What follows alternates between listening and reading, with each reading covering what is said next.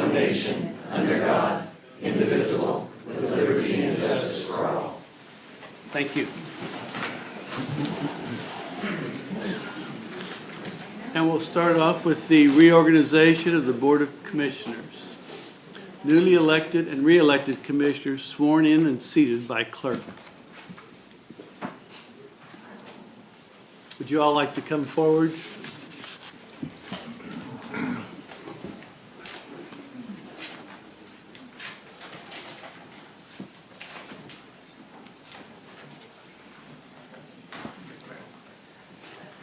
If you could raise your right hand and repeat after me. I do solemnly swear I do solemnly swear that I will support the Constitution of the United States that I will support the Constitution of the United States and the Constitution of the State of Kansas, and the Constitution of the State of Kansas, and faithfully discharge the duties and faithfully discharge the duties of City Commissioner of City Commissioner for the City of Pittsburgh, Kansas. for the City of Pittsburgh, Kansas. So help me God. So help me God. Congratulations. Thank you, Kim.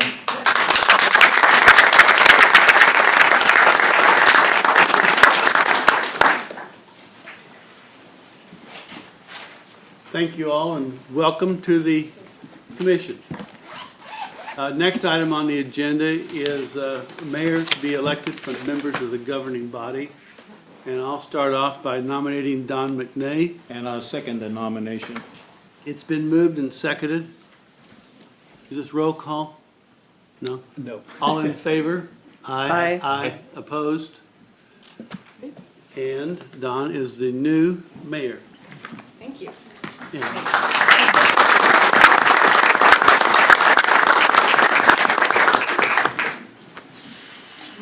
I do solemnly swear I do solemnly swear that I will support the Constitution of the United States that I will support the Constitution of the United States and the Constitution of the State of Kansas, and the Constitution of the State of Kansas, and faithfully discharge the duties and faithfully discharge the duties of mayor of mayor for the City of Pittsburgh, Kansas. for the City of Pittsburgh, Kansas. So help me God. So help me God.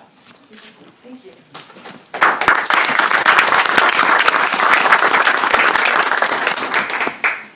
And now we do a little shuffle here.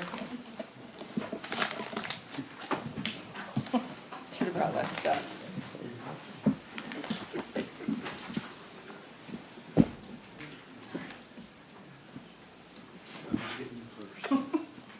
Slim pickings.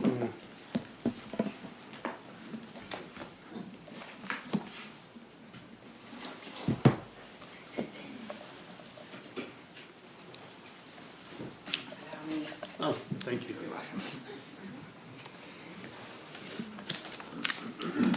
All right. Wow. Welcome, everyone. Well, Patrick, it's time for Well, the Don. it's time for the presentation of the ceremonial gavel. On behalf of the commissioners and the citizens of Pittsburgh, thank you for serving as mayor this last year. We had lots of duties that we did, and you fulfilled them with grace and dignity, and we appreciate that. So congratulations. Thank you, Don.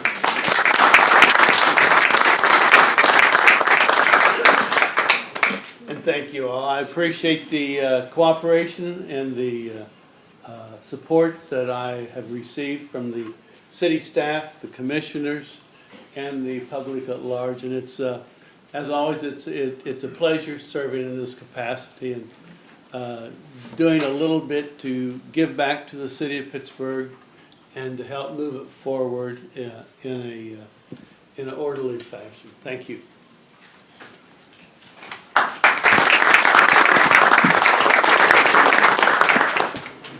All right, moving on. President of the Board of Commissioners elected from members of the governing body. Madam Mayor, I'd like to make a motion to elect Chuck Munsell, President of the Board. I'll second that motion. It's been moved and seconded to elect Commissioner Munsell as president of the Board for Commissioners. All those in favor say aye. Aye. Opposed, same side. Thank you all. Congratulations. Yes. And now you get to stand.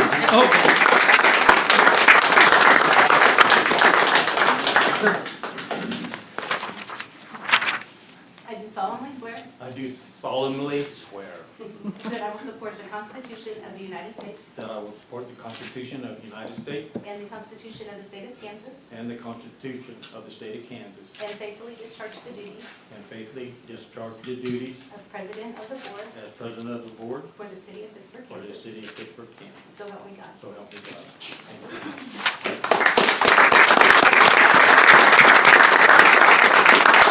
Thank you all.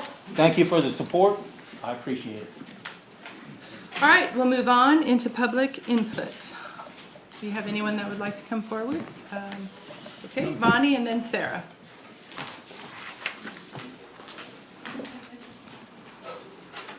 Please state your name and your address. My name is Vonnie Corsini. I live at 1045 East 520th Avenue in Pittsburgh, Kansas. And Madam Mayor and Commissioners, I appreciate the opportunity for this public input. I would like to thank the new and returning commissioners for their willingness to serve. Serving in the public offices is a great responsibility and also a great sacrifice, and really we do appreciate that, and I appreciate it so much. I'm not a native of Pittsburgh, Kansas. My husband is. I've lived here for 43 years, and in the last 8 years I've noticed a great progress in our devotion to creating a town that can further our ability to bring in heritage tourism and just become a community that our young professionals would like to stay and become entrepreneurs, and that we have retirees coming. So I would like to encourage you all to continue on that path. It's been an honor and a great encouragement for the last 8 years to see that happening, and happening in such a wholesome way, a way where our city and our community is working together as a team. So I would just encourage you to continue in that, and congratulations. Thank you. Thank Thank you, Bonnie. Sarah, did you?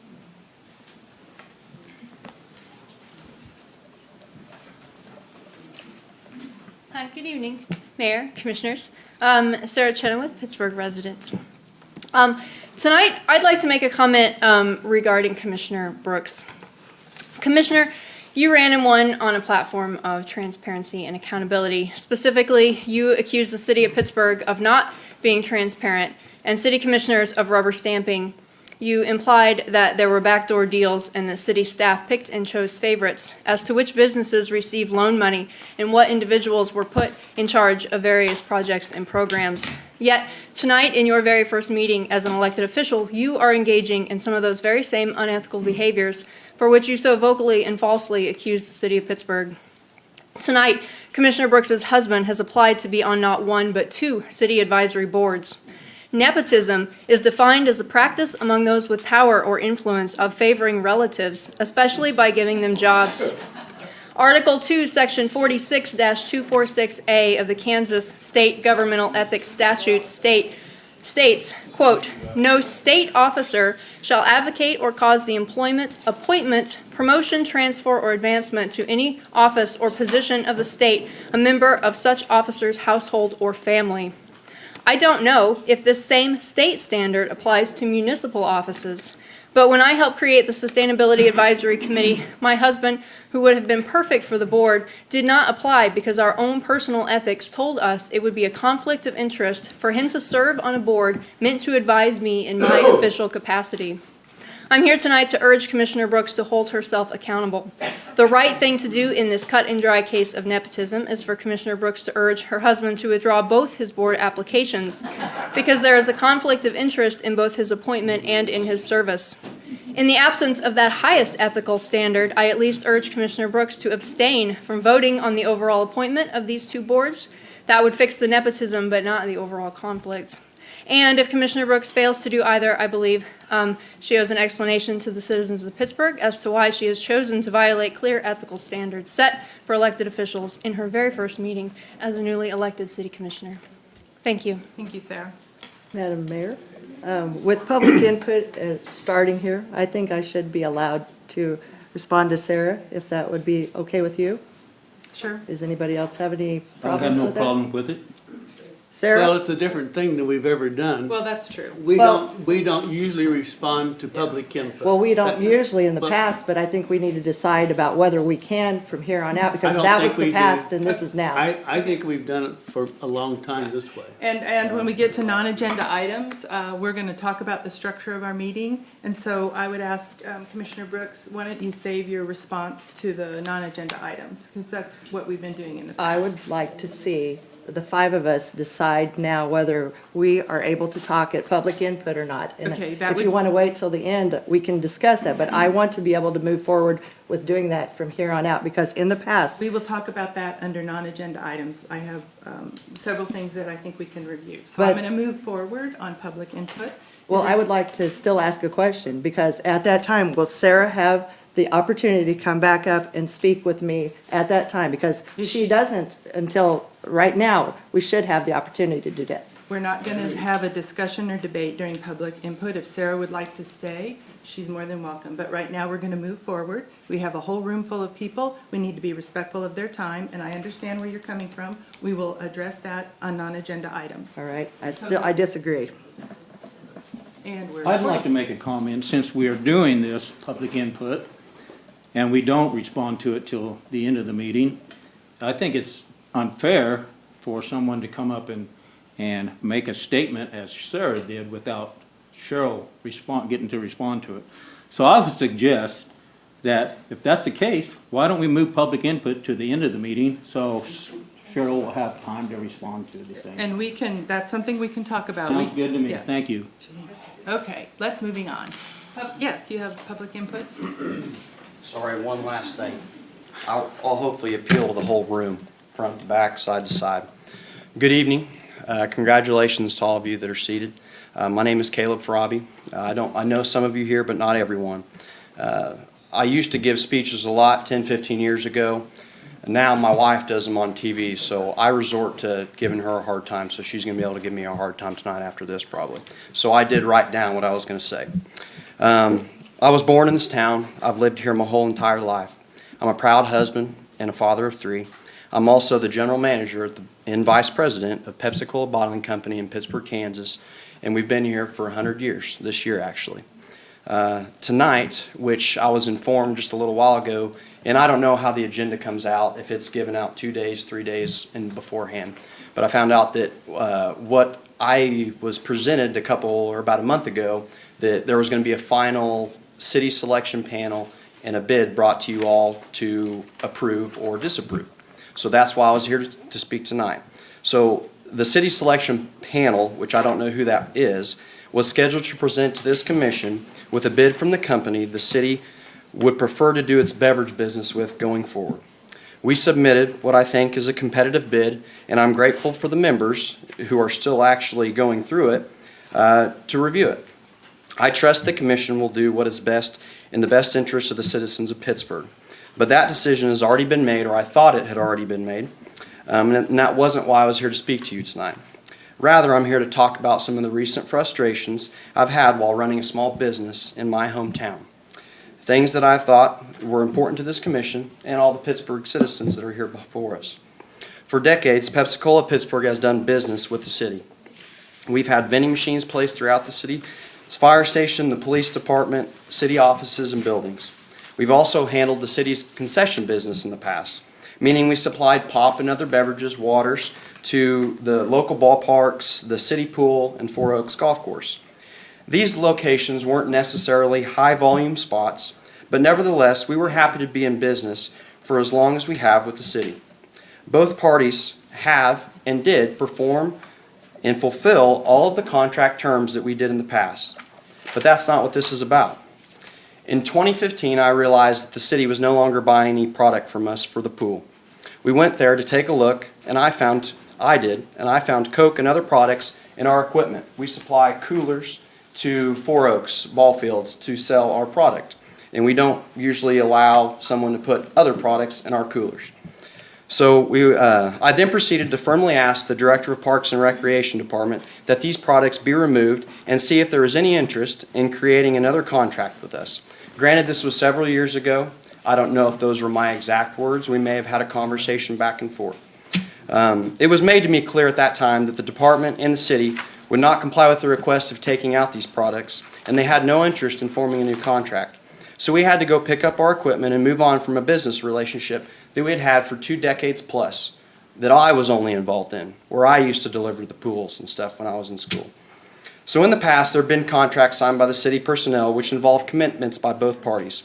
But these arrangements were often made via handshakes.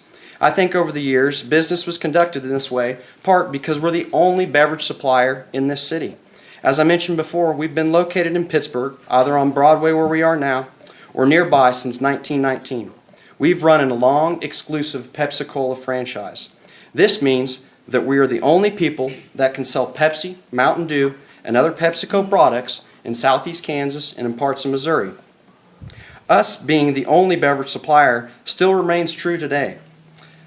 With the exception of our friends at Joe Smith Tobacco, who some of you may know, and they sell different waters and different drinks also, but they don't sell Pepsi, they don't sell Coke. If in case you didn't know, the nearest Coke supplier is based in Missouri. They buy trucks, fuel, food, supplies, and employ people, and have their brick and mortar business in Missouri. Not here, not in Kansas. At Pepsi-Cola Pittsburgh, we take pride in doing whatever we can to buy local and support our community. Almost all of our supplies are bought within our franchise area. And we basically service a 60-mile radius, Fort Scott, Columbus, Chetopa, Carl Junction. That's kind of our route. Almost all of our, for example, we buy paper towels and tissues from Palookas. We get our trucks worked on at Payne's and Frontenac, and we buy paper and office supplies from Ettinger's. Are all these items the cheapest? To be honest, I'm not really sure, and I still don't know today. But what I do know is that we've had a relationship with these places for generations, and I will not be the one that sells these local businesses down the road to save a few dollars. So as I said, our business dealings with the city of Pittsburgh changed in 2015. Around that time, we learned that the city was going out of its way to purchase or shop for Pepsi and Mountain Dew products out of this town, and in fact, out of the state. I'm all but certain someone at Parks and Rec went out of their way to use taxpayer dollars to pay an employee to drive to Joplin, including the cost of the fuel and the person and the equipment that drove over there, to purchase Pepsi and Mountain Dew products, bring them back to Pittsburgh, and then sell those products here at the city's concessions for the last several years. It's also possible that while making these purchases at Sam's Club over the last several years, these city employees were also purchasing candy and possibly other supplies, but I don't know that for sure. This continued until about 4 months ago, when my company and I had had enough. I, then my father, called the Parks and Rec director and attempted to explain to her that what the department was doing was not only unethical, but it was illegal. I won't go into detail about the conversation, but I do remember her telling me to basically prove it or email me the law that we are breaking. Not how can we work it out, what can we do. So I hung up, and my father proceeded to call her right after there, and there was a more heated conversation. A business conversation, but it was heated. Excuse me. Well, I'm here to tell you that the law of the city of Pittsburgh is broken in regards to these concession sales over the last several years is the Soft Drink Interbrand Competition Act passed on July 9th, 1980. That has been upheld via case law in Clinton, Oklahoma, Worland, Wyoming, and ongoing in Minot, North Dakota, and Brown Bottling, Mississippi. All of these are Pepsi-Cola bottlers that took action against, we call them third-party companies, like a Joe Smith, or the city of Pittsburgh that goes and buys Pepsi and Mountain Dew products outside of that franchise and then brings them in to try to sell them in our franchise. But believe it or not, what matters to me even more than the law is the principle of it all. That's the reason I decided to come here and speak to this commission. Anyone in this town that runs a small business of any kind knows that there's challenges in doing so, and there are many. We've all got things to worry about while trying to provide a good product and good customer service to the people who live in our franchise area. It was shocking and honestly upsetting to learn the city had gone so far out of its way the last several years to purchase a product it could either get locally or from a grocery store here in Pittsburgh, depending on if it's on sale and those types of things. Those are things that I would have to communicate to all of you, but it's more into detail and you don't need to know it now. And, excuse me. upsetting, go outside of state, and they could easily get them from all of us. From an entirely different state is where they bought them from. A state that, frankly, has a much more favorable set of tax laws, but I'm not going to get into all of that.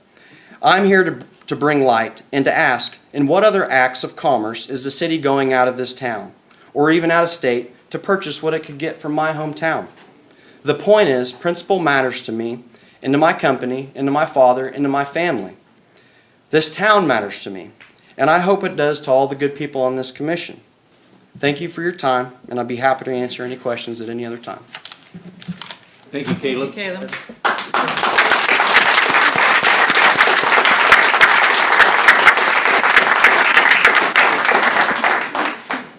Well, I saw Henry and Darren writing furiously, so I'm sure that that will be something that they'll look at. Anyone else for public comments? Yes. Talk to you about the tow contract, I'm sorry? about a tow contract that was issued to someone. Your name and address, please. James Bean. It's a exclusive tow contract. Your address, please? Ma'am, Your address, please? 9436 Northeast 50th. The city awarded this contract to someone, and the award of the contract was twice the amount of the contract that I've been doing for 12 years. Twice the amount. Twice the amount, almost in storage. And I don't feel that a lot of people even understand about this contract and what it involves. I did not get my bid paperwork that was supposed to be sent to me. I never received that. I never received the email that was supposed to have been sent to me. I never received that. According to the weighted bid process that you folks have, there must be at least 2 bids submitted. There was only one bid submitted, and it was accepted. What this is going to cost the city is unbelievable. But the city has a right to squander their money if they think they have that right. But according to the bid process, it is a weighted bid for a reason. And that weighted bid is this: recognizing that our citizens financially support this community to provide local vendors and a weighted bid process in order to keep our tax dollars in Pittsburgh's desire, as long as you don't go twice the amount. According to the contract, it lines up with the exclusive bid contract. If there's any differences, any irregularities in this, well, I think that when you got twice the amount, when you're charging someone $165 to tow a vehicle 2 miles, 3 miles, or inside the route of this city, that's excessive. That's my opinion. When you was getting it done for $85. And the reason this bid thing took place, and it took place before some of you folks ever got here, so you're falling off into something that you know nothing about. And I'm not trying to be so aggressive. I'm a concerned citizen about your money, okay? You fell off in a bid that you wasn't even involved in. But it was unfair bid process because according to the process, it has a certain speculation the way this should go. Well, as a citizen, not just as a business owner, I'm concerned about the dollar. And when you're charging twice as much, well, that's a lot of money. So what I'm asking is, under some of the things that's violated in this contract by the city that's done violated it, that you would review the contract in its entirety. And that you would look at it the way the wording is, the language involved in it. That's what I'm asking. I know I've never really confronted a panel like this, so I may be a little ignorant at some things. But I sure ain't ignorant at dollars and cents. I've been in business 30 years. And I've never really, I don't even know what to say about this. And I'm grateful to be up here to speak to you. I'm grateful for your time. I hope you guys can make a serious difference in some of the things that's been done. And I don't feel that the folks before you that was in this position really understood this contract like I do. See, what this contract represents, and I don't mean to keep much time here, okay, and I'm sorry I've took as much as I have, but I don't know I'll never get another opportunity to speak to you, and I'd like that to be awarded to me. I don't, but according to the language in this contract, and the things about this contract, it's in violation of a lot of stuff in it, okay, according to the bidding process. Another thing is all that is put on this contract is the stuff that the city paid for. But what's not put in this contract is when that poor elderly lady gets her car impounded because someone stole it for something, and she has to pay twice as much she would have to pay before, that's not put in this contract. The tolls that's been done outside of that, all's put is what the city would lose money at, not what the public would, and it would be thousands of dollars. And that's my concern too. Thank you for your time. Congratulations with your new office. I appreciate the Constitution. I appreciate you swearing under the Constitution. That is the law of the land right now. And I believe that'll take place in your lives. Thank you. Thank you for coming forward. Hopefully, we can get some answers to your questions. Anyone else for public comments? All right, seeing none, we'll move on to the consent agenda. Do any commissioners want to pull any of the items out to discuss individually? I'd like to make a motion to approve all but I, J, K, and L. Okay, so could you run that again? You want to pull out I, J, what? K, and L, I have questions. J, K, and L. Yes. Anyone else have ones they want to pull out? So Commissioner Brooks, you're making a motion to approve the consent agenda, eliminating I, J, K, and L. Yes, I just have questions. Is there a second? I'll second it. Seconded by Commissioner Mansell. Roll call vote. Brooks, Aye. Fields, Aye. McNay, Aye. Munsell, Aye. O'Brien. Aye. All right. Item I. Better put on my glasses. Approval of staff recommendation to award the bid for the purpose of unleaded gasoline and diesel fuel for the period of January 1st through December 31st, 2020, with the option to renew the contract for 2 additional one-year periods to Petroleum Traders Corporation of Fort Wayne, Indiana, with the cost above the base price of 0.0078 per gallon for both unleaded gasoline and diesel fuel for the central fuel station tanks, and if approved, authorize mayor and city clerk to execute the contract documents once prepared. I'm Matt. Good evening. What can I answer for you? Well, Matt, I was inquiring because I see there's no local businesses bidding this. And we're here to support local businesses like Caleb was saying before, and I was hoping you could help me explain the process. How does the percentage work? So it's a percentage of margin, which is a markup on the daily fuel cost for bulk fuel delivery. So we're only talking about our central fuel system. And so they're delivered in tankers, typically in 8,000 gallons, 5,000 unleaded, 3,000 diesel is what we put on. The contract had been carried by Ozark Mountain Energy out of Mount Vernon, Missouri, the last 3 years. We do it every 3 years to put that bid back out. They give us an invoice on what they buy it from Coffeyville. For that day, you have to call in before 10 a.m. to get the locked-in daily price of fuel. So we call the day that we need the fuel. That price gets passed on to that. And so the percentage of margin we mark up on that is that daily margin on top of that. They do have a delivery cost they put on that because everyone has a semi, everyone's got a truck that's got to bring it to us in one way or another. So that's what we bid on. The fact that they bid a negative number reduces the cost that they'll put on their invoice on the percent of margin. It is an anomaly, but that's the way they bid it. So the local hauler, or local people, like, say, Producers Co-op used to bid on it. They quit. They still deliver to our small tanks. They stopped bidding on bulk fuel. We advertise, we still send stuff to them. We publicly advertise it in the paper, we put it on our website. We've reached out to other haulers. I mean, there's a so couple the other main ones. transport's delivered over here on Walnut.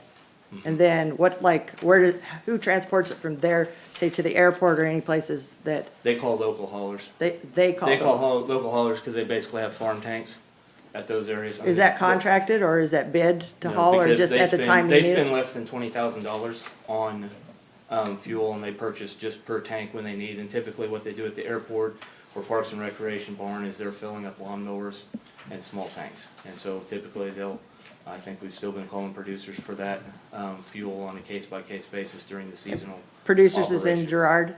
Uh-huh. Okay, so Castagno or Dewey, they don't participate? They haven't bid it since I've been here, Okay, How long have you been here, Matt?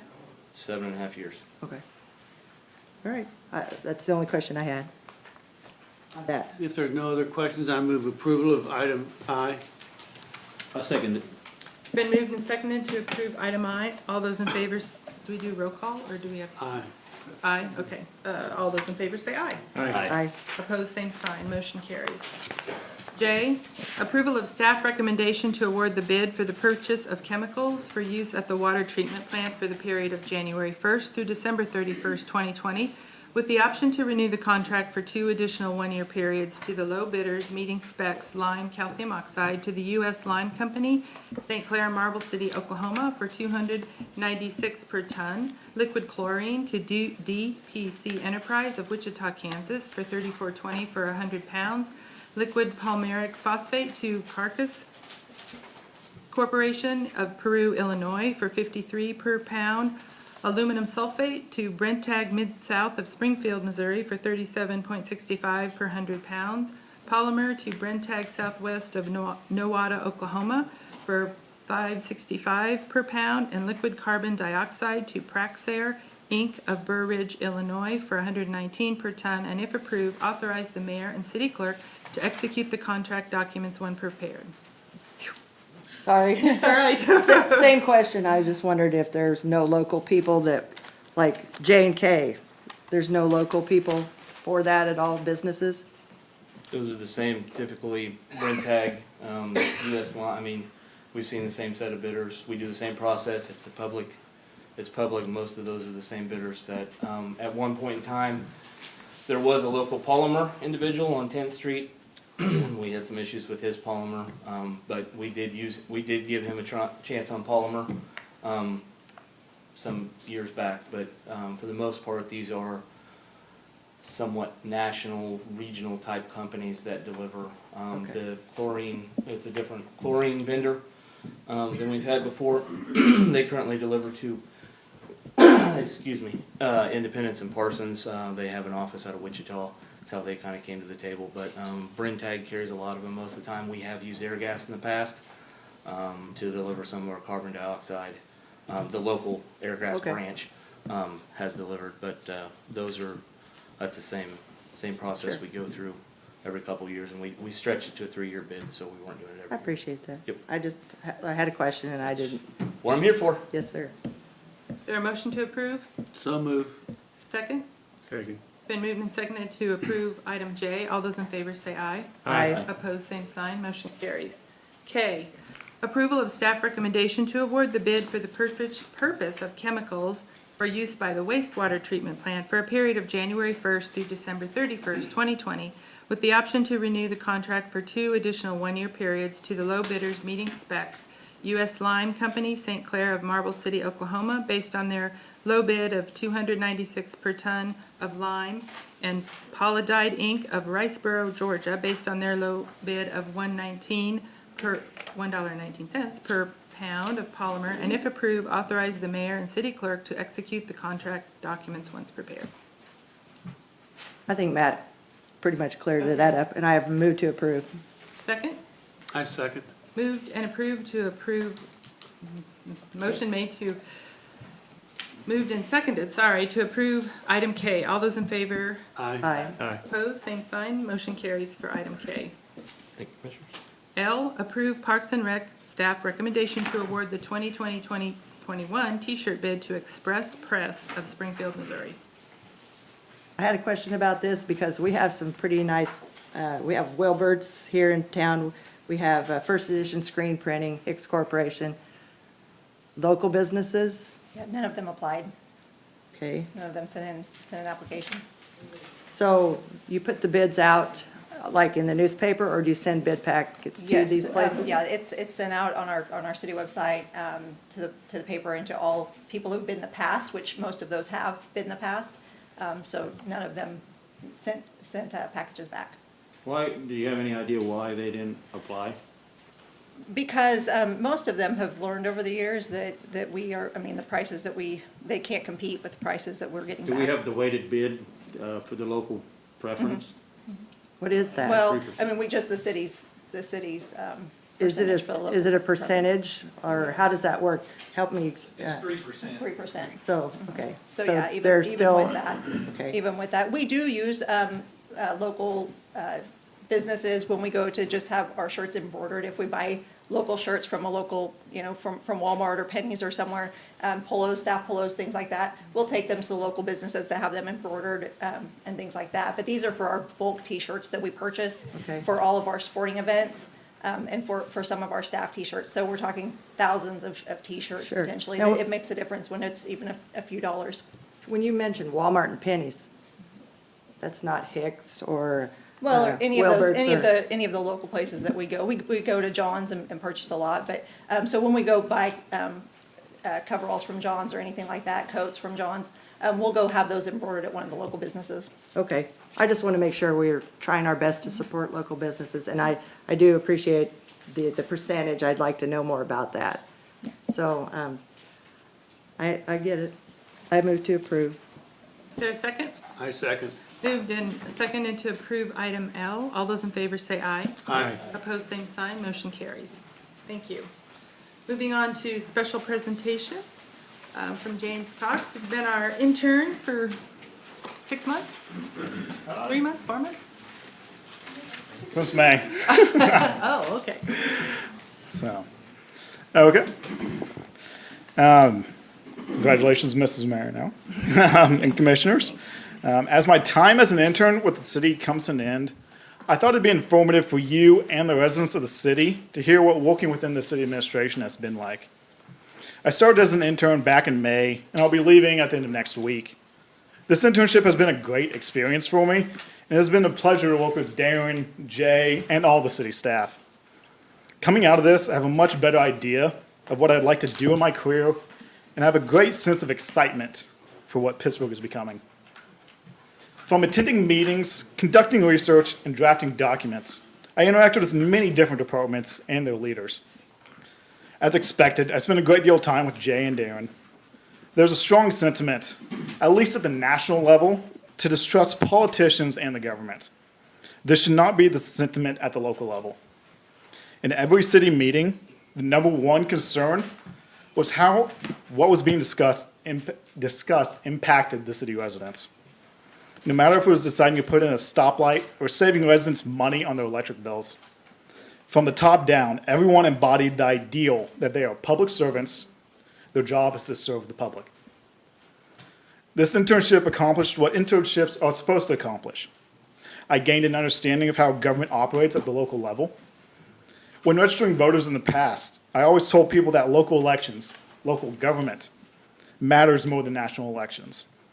Now I know firsthand just how much more impact the local government has on our lives than the state and federal level. Of course, I gained experience ranging from the considerations made when making a strategic decision or how to write an ordinance.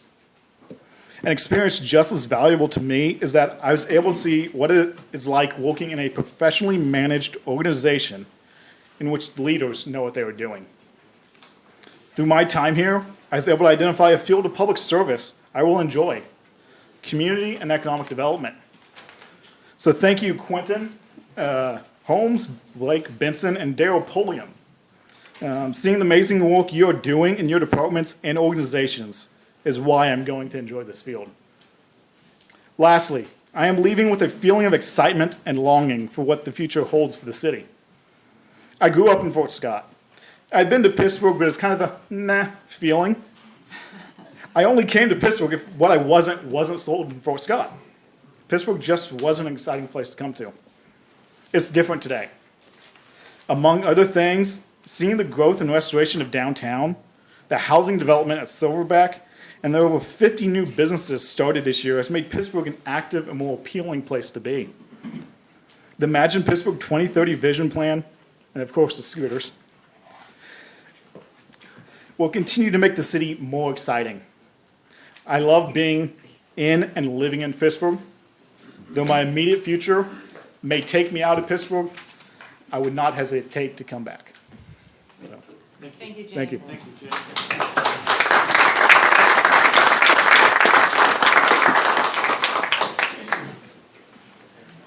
All right, moving on. Consider the following. Glusky cost-sharing request. Consider the recommendation of the Economic Development Advisory Committee, EDAC, to allocate $9,360 to Mr. John Glusky, the owner of the property located at 710 North Broadway, to reinforce the northern wall of his property that will be exposed following the demolition of the land bank property located at 716 North Broadway, with the stipulation that the work conform to existing Pittsburgh downtown design standards. Okay. Thank you, Madam Mayor, and congratulations to you and the new city commissioners, as well as the existing commissioners. Look forward to working with all 5 of you to continue moving our economic development efforts forward. Madam Mayor, as you mentioned, this request was brought about by the fact that the Mike's New and Used property downtown was recently acquired by the land bank because it's in pretty bad shape, and the building is dangerous and needs to come down. So we were contacted by John Plesky, who owns the Buddy's property, which adjoins that Mike's New and Used property, because when that Mike's New and Used property comes down, it's going to force him to do some work to what will now be the northern wall of his building. It wasn't really designed to be an exterior wall, but it will be now when that building does come down. So it was important to John that he go with a local contractor, which we obviously appreciate. So he worked with Tri-State through last few weeks or so, and was able to get a very competitive bid to basically reinforce that northern wall, weatherize it, make sure that it can now be a sturdy exterior wall. And so made the request of the Economic Development Advisory Committee, the EDAC, since the city owns the property, that if the city would split the expense with him. The EDAC did take that request last week and did recommend that it would be an appropriate use of economic development dollars. So their recommendation to you tonight is that the city split those costs with Mr. Flesky, and that amount, the city would be $9,360 to complement the funds that Mr. Flesky would put into the project. I have a question, Blake. Yes, sir. This, it says allocate 9,360.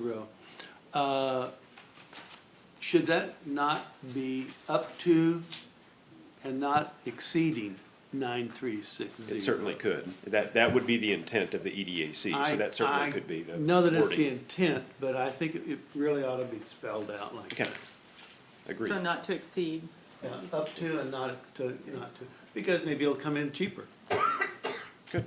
Don't hold your breath, but You never know. Does he currently have a bid, a proposed bid? Yes, it was Okay. included in the pack from Tri-State. Yeah, so Tri-State, a local contractor, would be doing the work. And we have past practice on this, when we have had to tear down a building? Yes, Is that the city correct? is cost shared in the remaining business owners that had to have some work done to their walls. And that was a 50% cost to them, as this one is. I believe with that project, it was more of a, here's the amount that the city would put into it, rather than splitting it down the middle. Why was that? Because I believe, if I recall, that property owner was still working with the person that would be doing the work.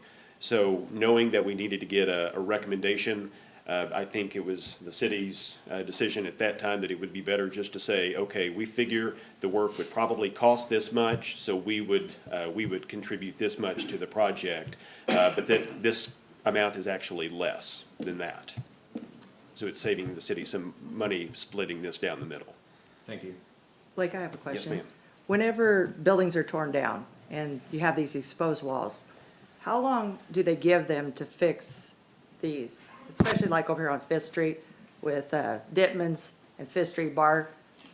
They're still doing without. And I know that they were bid. I think that work is Yeah, done now. Is Yes. Yeah, it's done. Is it started? We can't It's make done. them do it, Commissioner, so what we do is obviously sign an agreement in hopes that they will. In So I both wondered if there cases- was a time In frame. both cases, we don't have an expiration on it. If the Okay. offer's good, if they'll do it. In this case, I think it's been 9 months, but I think that was because of the sub that was gonna do it. They both have, if not completed or almost completed, both of those walls now, right before winter, thankfully. And but Mr. Flesky We don't has- put an expiration date on that. He's got Tri-State ready to go. He's got Yes, Tri-State ready? yeah. Okay. So So it the would other, be the the- Fifth Street, who was the bidders? I think on- Derek. Derek Oh, Derek. Did both of those. is doing the work. But somebody had him wrapped up all summer doing their stuff, so. 4 months. He got to it right before. So it's as per building. The bid is per building, Yes. depending on the need. Yes. Excuse me, can you hear? Yeah, you have, okay. Can't hear whom?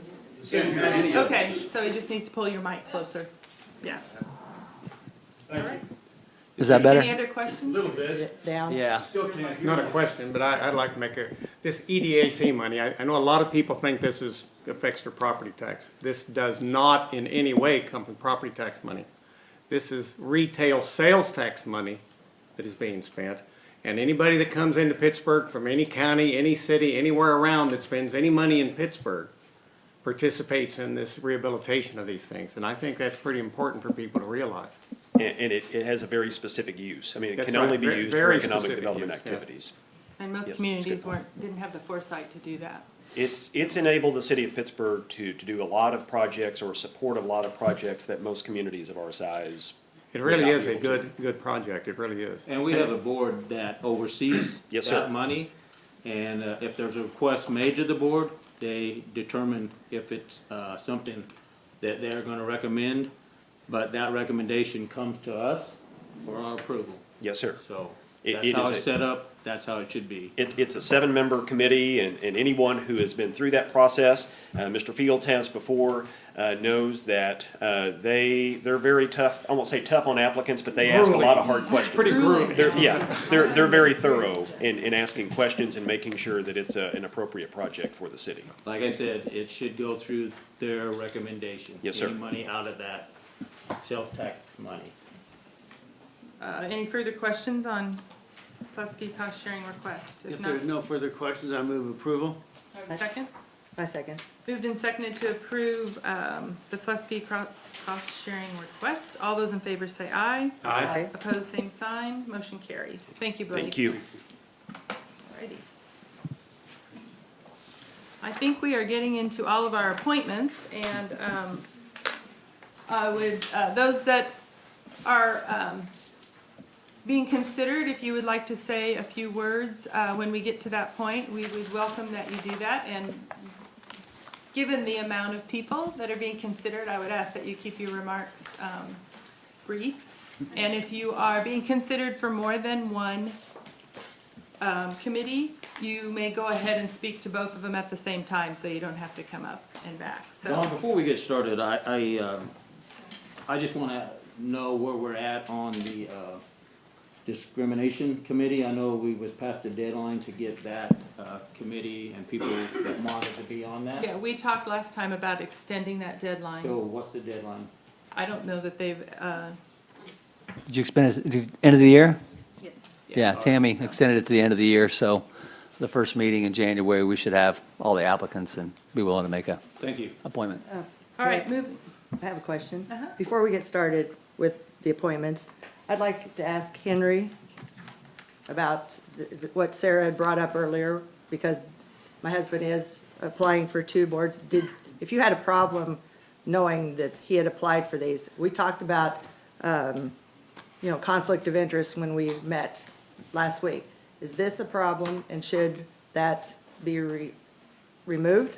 Or, I thought it had to do with monetary, there's nothing monetary happening here. Yes, the conflict of interest statutes that we discuss would be making a contract with a business that you or your husband either own or sit on the board of directors or receive a certain amount of income from per year. Okay, so you see no problem with that then? No, those statutes do not apply to the appointments. Thank you, board. I appreciate that. all right. Appointments, Building Code Board of Appeals, Building Trades Review Board. Staff is requesting the appointment of a master plumber and a lay member to the Building Code Boards of Appeals, Building Trades Review Board with terms effective January 1st, 2020 and concluding on December 31st, 2022. Okay. Just briefly for the applicants come up, I just wanted to point out, we have one opening for a plumber and one for a lay member. If you look on your ballots, there's one of the candidates or applicants did not put in for the plumbing as well, even though they are a master plumber. They're a master plumber as well as a master mechanical, as well as a business owner.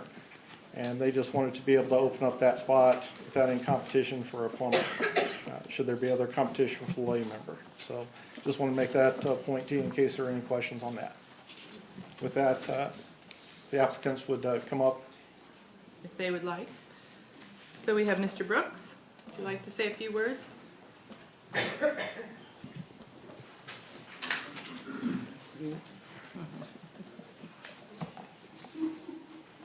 Evening, Commissioners and Mayor and all that. Sorry to be a disrun or a problem there right off the bat, but anyhow, Jeff Brooks, owner of kind of flabbergasted over the whole thing. I've been kind of contemplating how I was going to talk and whatever like that. But anyhow, owner of Phil's Plumbing, Brooks Rentals, and B&B Mini Storage. Lifelong residents. I think I can do it very good because Pittsburgh Area Property Owners Association, Vice President of IAMPMO, and my plumbing master plumber was Vice President. Kind of my certificates, I'm boiler certified, backflow certified, cross connections, wastewater treatment, lead safe work practices. I'd use when we're like, on rentals or somebody that we're tearing up, their bathrooms or whatever like that. We practice all that. And Renai, Bosch, Navian, tankless water certified, so I can work on all of them. And appreciate it if you'd have let me be part of that. So I have a question for you, Jeff. Yes, sir. You said that boiler certified. Mm-hmm. Is that something unique to you or all the people on this? I went to a Cleaver Brooks, and back when I used to, I did a lot of work for USD 250. They had these 75 and 100 horse, back before the remodel and whatever, they had them down in the basement down there. We'd open them up and put the fire tubes in them, and then do a tube sheet and make sure they worked all right and whatever like that. Because every time about every year, we'd have to rebuild the end of the fire, and we'd open them all up and whatever. But we did it for Cleaver Brooks, and they put on a big seminar and teaching class up there in Osage Beach. Was up there for like a week. And the same thing with the backflow prevention. About every 3 years, I have to go for a test and get my machinery built. And well, you guys know I test a lot of your guys' backflow preventers and stuff, rebuild them, and do a lot of special things like Chili's, McDonald's, that kind of stuff. They'll make special hours. I'll do it after they close, like 2 o'clock in the morning and stuff like that. And lead safe work practices is held down there at Memorial Auditorium, and it was a 2-day class.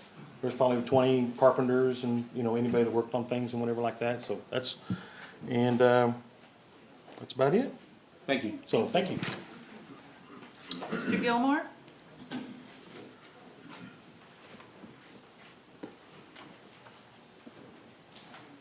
Good evening. My name is Bob Gilmore. I live at 521 West Martin in Pittsburgh. I've been a master plumber for over 50 years now. I have worked for the city for 10 years as a codes enforcement. I have went to many schools. I can't name them all because part of my training was in the Navy, and I spent 4 years in the Navy Seabees. And so I went to Navy Class A schools on plumbing, heating, air conditioning, refrigeration, boilers. So I've done a little bit of it all over the years. And I've spent the last 6-7 years, I think, on the city planning and zoning. And I also serve on the county planning and zoning too. I've been there for 6 or 8 years. And before I went to work for the city, I was on the planning and zoning at that time. So I've been around the city government for quite a while, and I see and I know the rules in VIAMPO. I taught classes of VIAMPO for the plumbers here for many years when I was working. And so I've been involved in it and still am an active member in the AMPO chapter. I just stepped down as being the head of it. I figured some of the younger ones needed to get in and take over. So thank you. Thank you, Bob. Mr. Norris? Calling Mr. Norris? All right. Not joining us. Mr. Warlock?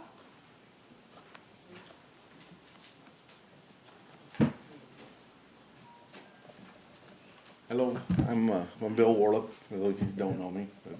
But, been around here for a lot of years, been in business for over 42 years. Got 3 different businesses, all construction-related businesses. We own and operate Home Center Construction, HCC General Contracting is what it goes by. SEK Heat and Air Inc. does commercial and residential heating and air, all that type of good stuff, and Sunflower Excavating. It dirt works, equipment, that kind of stuff. I've had the privilege of sitting on a lot of these boards for quite a few years, and even the boards back when we used to give the plumbing tests back in the 80s. So it's pretty much my resume. I've been around a long time, seen a lot of things. If I can be of service, be happy to do it. Thank you. Thank you. Thank you, Bill. All right, everyone has a ballot. We're voting for 1 master plumber and 1 lay member.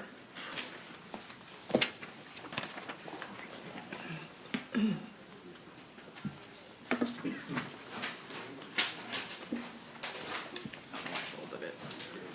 Secret.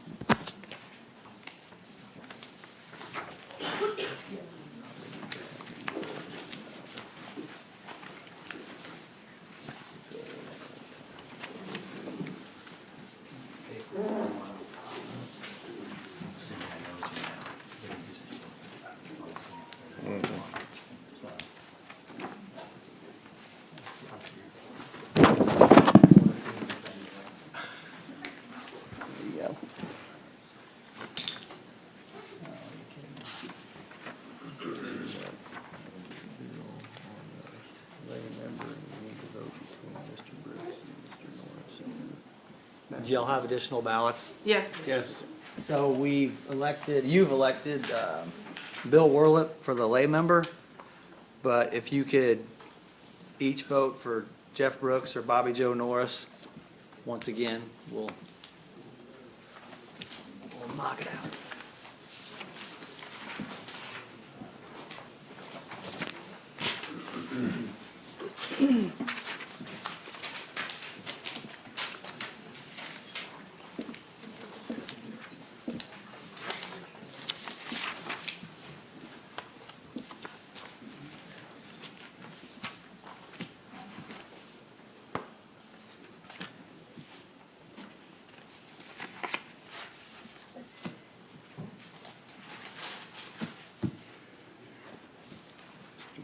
Okay, Mr. Brooks was the top vote getter for the master plumber, and now I think we can take action to appoint both of those.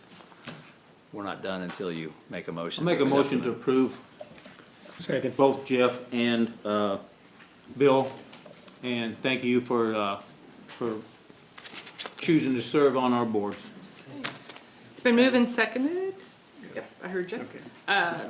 To approve Mr. Brooks and Mr. Warlock to be a part of the Building Code Board of Appeals Building Trades Review Board. All those in favor say aye. Aye. Opposed, same sign.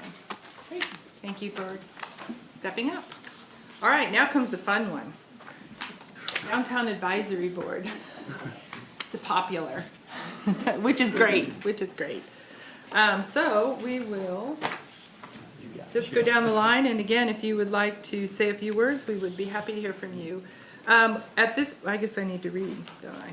Staff is requesting the appointment of 4 members to the Downtown Advisory Board to include 1 downtown resident, 1 individual representing the hospitality industry, and 2 at-large members with terms beginning January 1st, 2020, concluding on December 31st, 2021.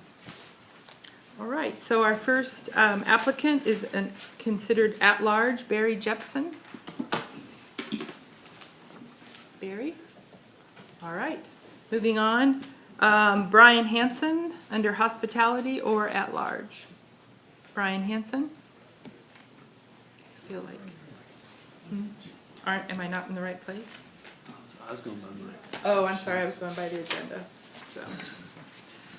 Third, downtown resident or at-large, Chris Goddard. Okay, moving on, at-large applicant Davy Froman. Moving on, at-large applicant Denise Grasso. I know Denise is here.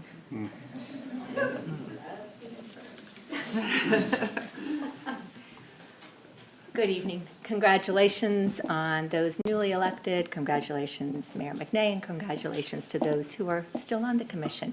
For those of you who do not know me, my name is Denise Grasso, and my son Kevin and I bought Parrot Head Liquor just a little bit over 3 years ago. Prior to that, I was an associate executive director at the Education Service Center at Greenbush. And prior to that, I was an elementary classroom teacher in the Cherokee School District. Up until a handful of years ago, grew up in Weir, but we always gravitated to Pittsburgh, whether it was shopping, whether it was eating, whether it was going to events at the university, whether it was piano lessons.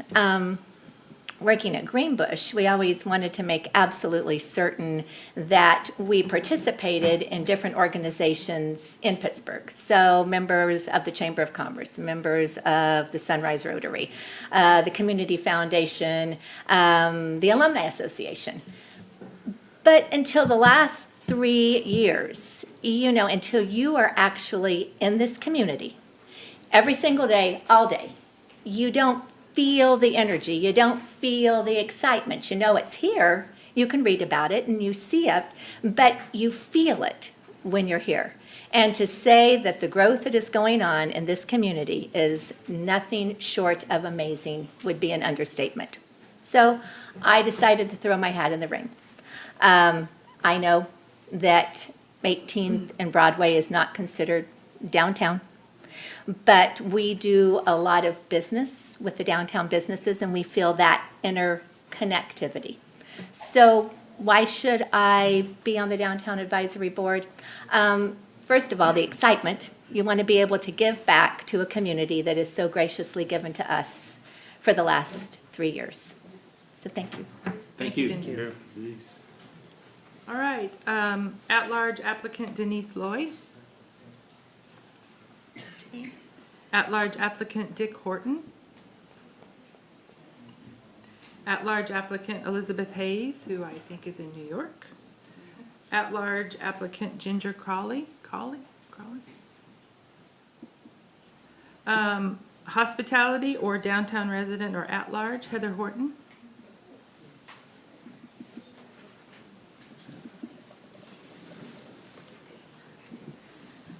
Hello. Congratulations, guys. Welcome, and thank you for your service. Why do I want to keep doing this? Are you asking us to? Yeah. I've been on the board from its inception, so I've got to see a lot of really great things happen. I've got to be a part of that. I think that's a good thing. To be around, be there. I was here before the inception too, so that's really nice. I've sat as the chair. I've ran some committees. I've helped with events. I feel like I have a unique perspective. We have 2 small businesses downtown. We live downtown. We are property owners, and we're in the hospitality industry. So we can look at things from lots of different angles, no matter what the case may be. I'm pretty open to innovative and new ideas. We've lived here going on 12 years, well, probably like 15 now. Time flies when you're busy and having fun. But we look forward to seeing what Pittsburgh can do. We're not done yet. Everything that's happened up until now has not been by accident. It's been a lot of hard work, and a lot of, like you guys know, you put in the work. And we're finally seeing some awesome things happening, not just in downtown, the whole town. We'd like to continue to see progress and growth and what we've accomplished, and see where that can go. So I'd like to stay on. I really enjoy it. It's nice to serve. It's nice to be a part of the community and be a part of everything that's happening. Come to these meetings and see what's going on with your town. So thank you. Thank you, Heather. At-large applicant Michael Feenan. Hey everybody, I think most of you know me in some capacity at this point. For anybody who isn't familiar with me, my name is Michael Feenan. I was the chairman for the Downtown Advisory Board in 2019, and with the consent of the commission, I would be seeking a second term, and I would like to help maintain some continuity in the success that we have had over these last 2 years. And I use that word specifically, success, because you can look at the names in front of you. You've got 17 of them. Many of them couldn't be here tonight, but they are all fantastic names, and they're on there for, I think, the right reasons. And you look at the amount of outreach we've done over the last 2 years, the work we've done to increase our Facebook presence, to do things like start the downtown meet and mingle, to get involved with new events like 620 Day, which was something we created this year, improvements to Small Business Saturday. Heather made the point, this kind of interaction does not happen on accident. It happens through an enormous amount of incredibly hard work, not just by us, not just by the board, but through our committees and the people who serve on those who don't get nearly enough praise, through even the business owners who come in and talk to us at meetings and sit down with us and voice their concerns. Those things are important parts of success for our downtown. And what I will say is that at the end of the day, there's a lot of talk about small business in Pittsburgh and our economic development and the progress we've made over the last 5 years. And I'll be very clear that that happens because of the resources that you all provide as the city commission to our businesses in town, and the opportunities that get created at the board level when we go out and do things like 620 Day, or assist with Art Walk, or help the new breweries with Oktoberfest and help with their planning and give them advice. There's so much impact we have, and I, for one, am incredibly proud of what we've done over those last 2 years. I want to be a part of it over the next 2. And if I can't, believe me, you're still going to see my name around, because I'm going to find some other way to impact things. But if there's any questions or anything, you guys know where to find me. Thank you very much. I do have a question for you Sure, as go for it. chairman. There are subcommittees under. Yes. Could you just briefly, for those that have applied but may not be chosen, there's other ways to serve, what would that Yeah, include? absolutely. We've got 2 committees now. We used to have 3. We merged our marketing and events committee into one because there was a lot of overlap and a little bit of confusion of responsibilities. So we've merged our marketing and events committee. They're the ones who take care of execution on a huge amount of stuff, like I said, 620 Day, the meet and mingles. They help with a lot of that and a lot of that outreach. We have our infrastructure committee, which comes into play anytime there are questions about the actual physical nature of downtown. Many of the folks I think in this room have had some hand at some point in when we were collecting feedback for the downtown design standards documentation. That came out of not just our board, that was a collaboration across many different areas, but they had a lot to say in that. So those are 2 ways that if anybody is ever looking to get involved with the board, we welcome anybody and everybody, because there are always jobs to hand out, I assure you. Great, thank you. Yes, thank you very much. Next applicant, hospitality and at-large, Mike Sittner. Mike. Next applicant for at-large, Sarah Nargis. Next applicant at-large, Sarah Chenoweth. Seriously, people. Mayor, Commissioners. I own property at 804 North Broadway where I operate my current business and hopefully future business soon. So I have that vested interest in the growth and success of downtown. I've been attending events from the Downtown Advisory Committee, most if not all, since they started having the meet and mingles. I've been involved in downtown, working in some capacity in some building or another for about 5 years now. So I feel like I've really been around to see the changes and the growth. All of these applicants are really great also, I think, but I think that my service on the commission gives me a unique perspective and insight into economic development and revitalization.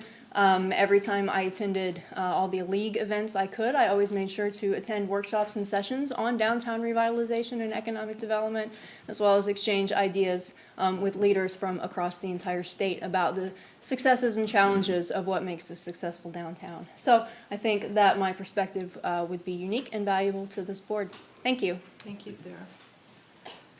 Hospitality and at-large applicant Stephanie Powers.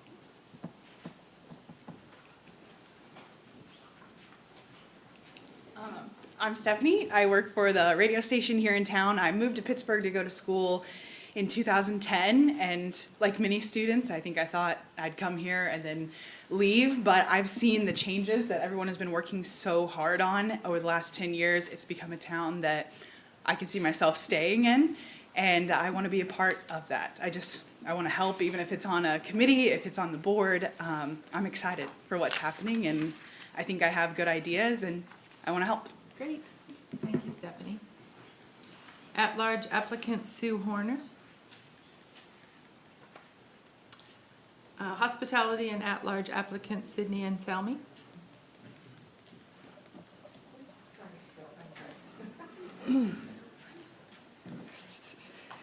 Good evening, Commissioners. My name is Sydney Anselmi, and I co-own 2 businesses here in town with my husband, Creative 124 Videography Services, as well as Audacious Boutique Downtown.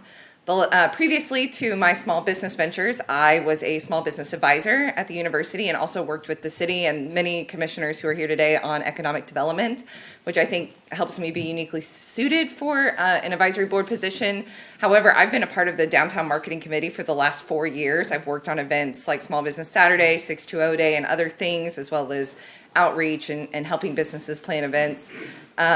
I think the biggest thing for me is, as a retail storefront, I get a lot of people who, I grew up in Southwest Missouri, I grew up in Carl Junction, and we would come to Pittsburgh for chicken Annie's. But now I have people who come from Webb City, Joplin, Carthage to shop and spend time in not only our downtown, but in our community. And I think that that's what really excites me about the growth and the things that are going on. So I want to become a board member to help further those things and to keep driving people into our community instead of having people leave. So thank you guys for your consideration. Thank you. And last but not least, at-large applicant Xavier Sheehy. Did I say that right? Hello, my name is Xavier Sheehy. I've lived in this area my entire life. Went to Pitt State for college, just kind of stayed around. I work over at Eagle Picture Technologies, as well as Drop the H Brewery.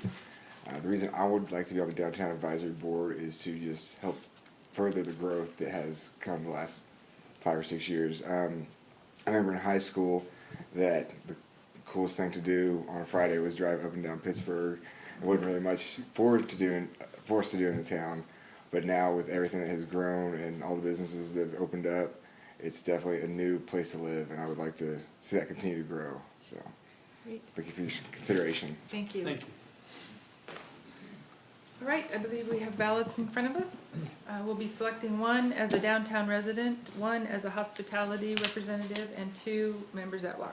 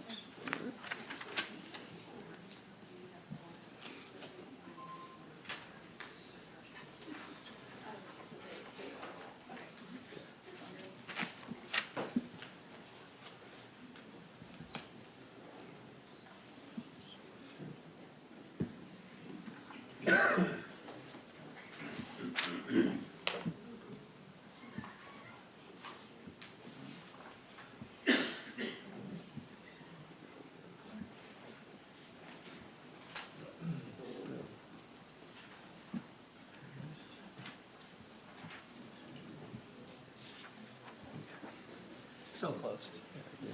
Can we get a, on the last category, at-large members, can you either vote for Sarah Chenoweth or Denise Loy, please? Wait, I'm sorry. Oh, sorry. Yeah, that would be right, 'cause, yeah. Who was it? Sarah Chenoweth and Denise Loy.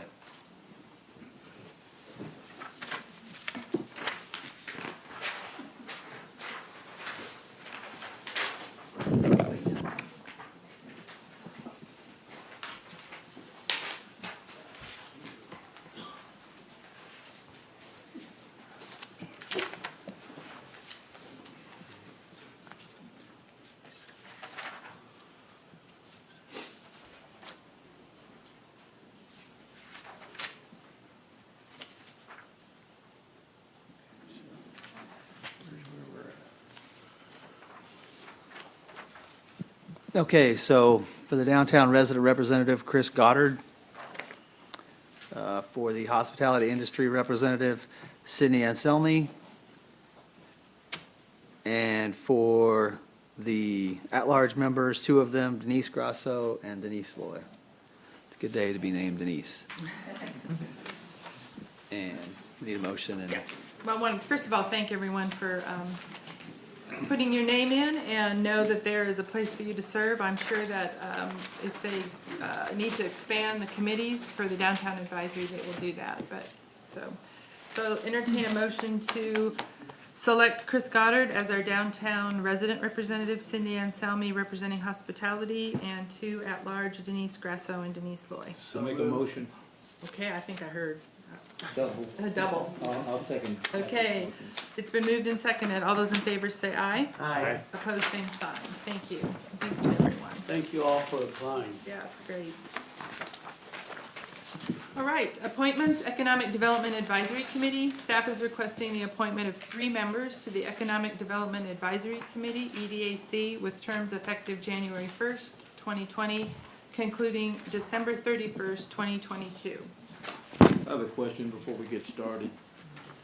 Since Jeff was put on the master plumber, could he be on 2 boards?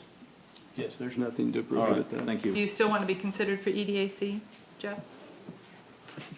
Sure, okay, yeah, just asking. Well, did you want to come up and speak, or did you? Oops, I'm not going in order. I didn't go in order. Oh, is Rick Baden? Sorry, I've messed us up. Is Mr. Baden here? No, okay, Mr. Brooks, come on down.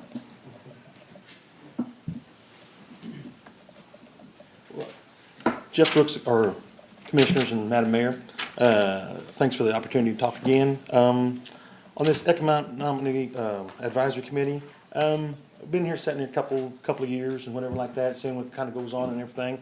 And it's neat that, we got Carpino Ford with, big money there, Mr. Fields here with, money on his building and whatever like that. It's great. And I just had a question that, and I thought maybe I'd put this toward the board, or my ideas on the board of that would be, sometimes you can help a lot more people if you, like say, somebody was vested in their business and everything like that, and they, was doing good and everything, but they needed like some new front insulated windows or something, but they didn't need all the bigger money, but they needed like 5 or 10 or 20,000, whether it be forgivable or non-forgivable, or just help, with low interest kind of money and whatever like that. So that was kind of idea brought to the advisory board. So Great, thank you for. Mr. Clark, John Clark, come on.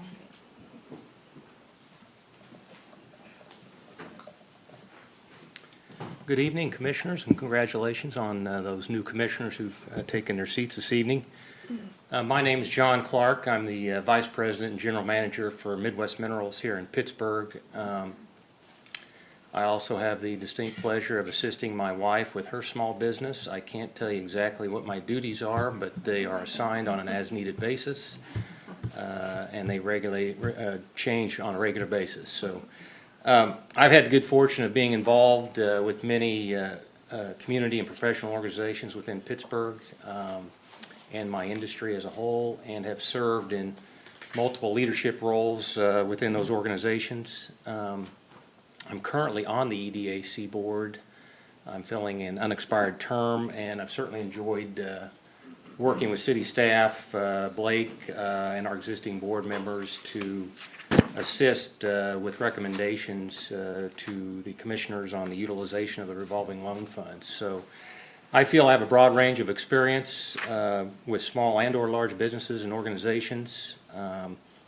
I think that allows me to bring a diverse perspective and ideas to the committee, and I'd certainly appreciate your continued support. Thank you. Thank you. Thank you. Gary Dennett. Mr. Dennett? I think I saw him. Yeah.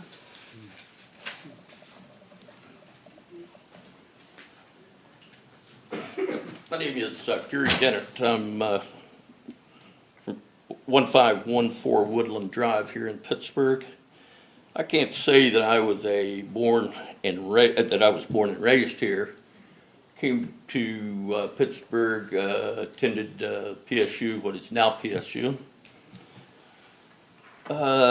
Came back 2 years later. I've only been here for 40 years now, so maybe you give me a break on that part, okay? I've had a home building company here. I've had a land developing company. I've had a residential rental business. I make decisions on a daily basis, financial, as well as time, other commitments. Large and small, everyone matters. With the experience, the commitment, the education, and the dedication I have to Pittsburgh, I believe that I would make a real asset to this board. And with that, I ask you to be one of the appointees, and I thank you. Thank you.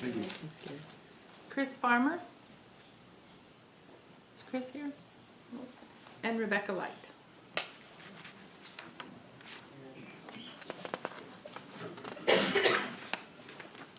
Good evening, commissioners. Congratulations. My name is Rebecca Light. I am the owner and founder of Silver Creek Medical Reimbursement Solutions. We are located at 2400 North Broadway. That building across the street from Sonic that says Silver Creek, and everybody wonders what it is me. We employ over 30 people. We do medical billing, coding, credentialing, and practice management for hundreds of providers throughout Kansas, Missouri, and actually we operate in over 25 states at this point. I was fortunate enough to have a lot of mentors when I started my business. It is a very difficult thing to leave a very good job at a very great community hospital to venture out on your own. The city was very supportive of me. The other entrepreneurs in the community were mentors for me. And so this is a great opportunity to give back and really help out those that go through some of the same struggles as a small business owner. I was born in Pittsburgh, several generations being in Pittsburgh and owning businesses. Went to PHS, PSU, and I have a degree in finance with a master's in business. I just really believe in Pittsburgh. I believe having a good community that supports my business, and I can support other businesses as well. So thank you for your consideration. Thank you, Rebecca. All right. Time to vote.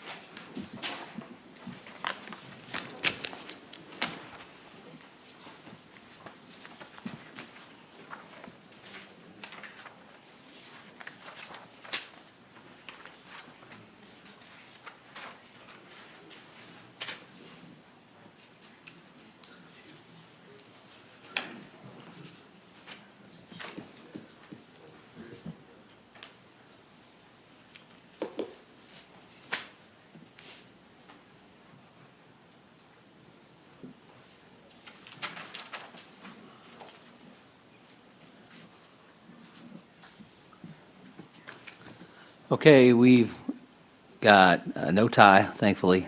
We have three individuals, Rick Baden, John Clark, and Rebecca Light. Congratulations.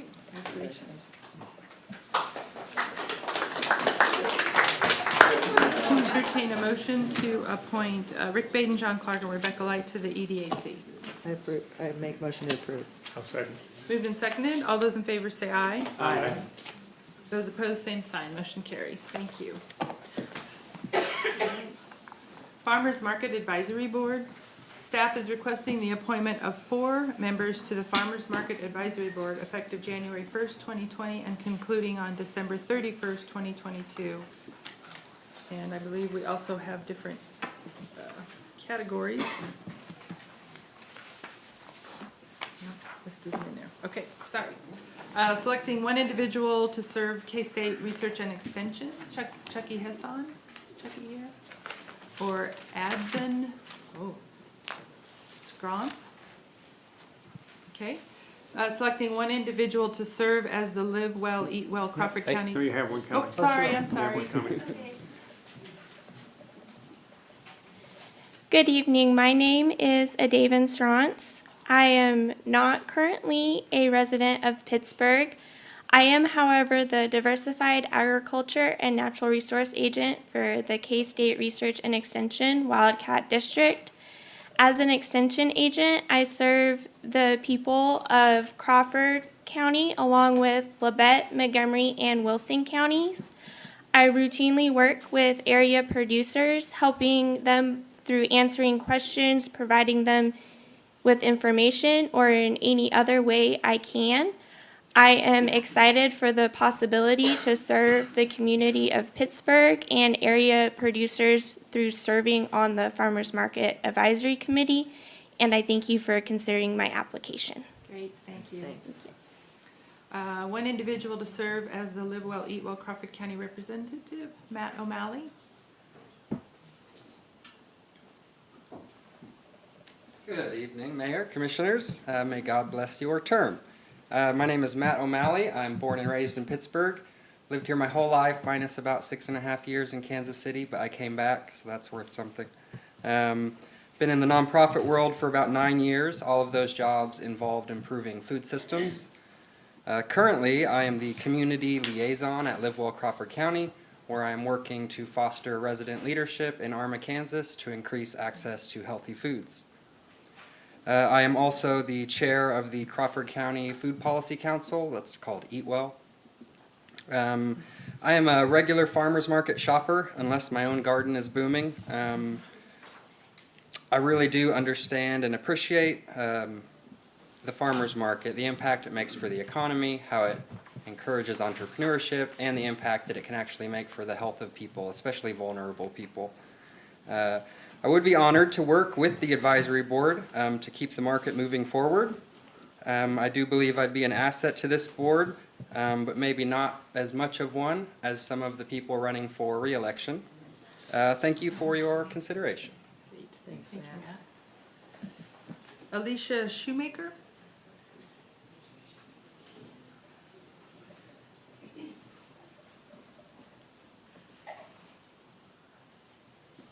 Good evening, Mayor, Commissioners. My name is Alicia Shoemaker. I am not born and raised in Pittsburgh. I was raised in Joplin, but I am now currently a Pittsburgh resident. I work for a company, Fresenius Medical Care. I am the dietitian there. So I definitely have a passion for food and choosing healthy foods. I have currently served on the Farmers Market Advisory Board for the last 3 years. As a board member, I have volunteered my time at least once a month to go and do a cooking segment on the morning show to promote the market and also the vendors that are working at the market. I have developed relationships with those vendors to have them donate in order for me to mention them on the TV segment. But I would really appreciate the opportunity to continue serving on the board due to the passion that I have for healthy food, local grown food, and just helping those know that it is out there and available and accessible. Thank you. Thank you. Selecting 2 individuals at large, and we have, let's see, Brad Snow and Stephanie Watts. All right, time to vote.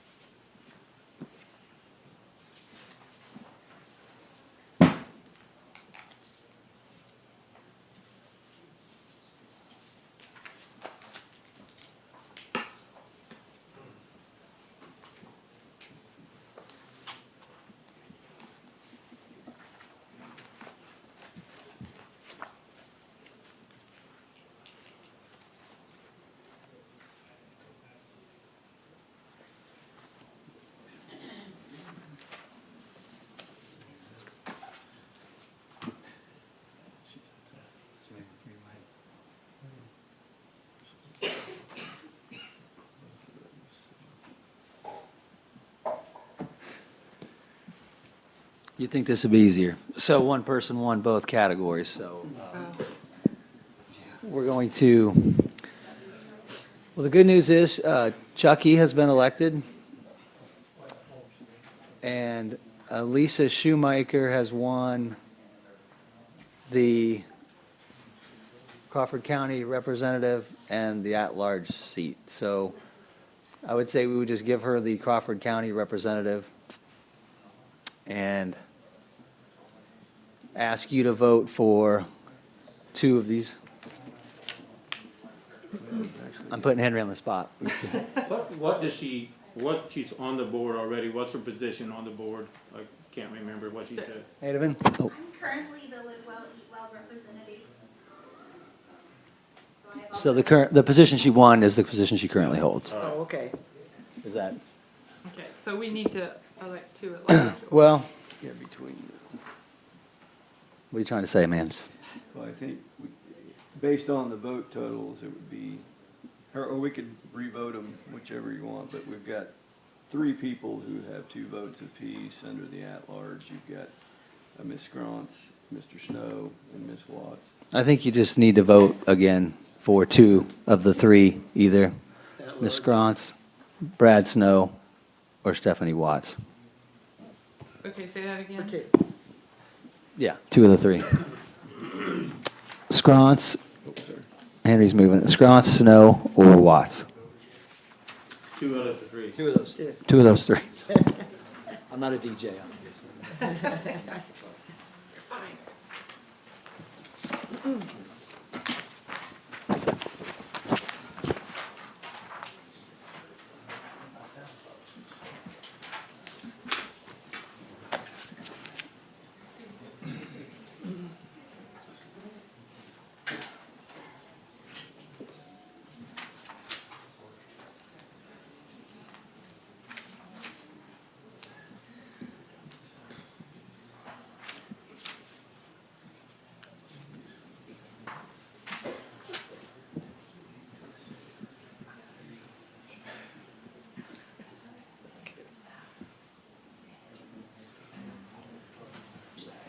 Do you have another ballot?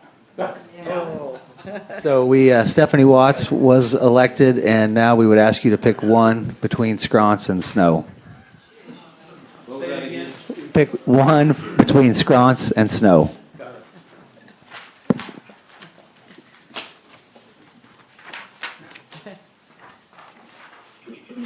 After this vote, we're gonna take a quick break. Yeah. Guess maybe I don't have one, do I? Oh, here it is.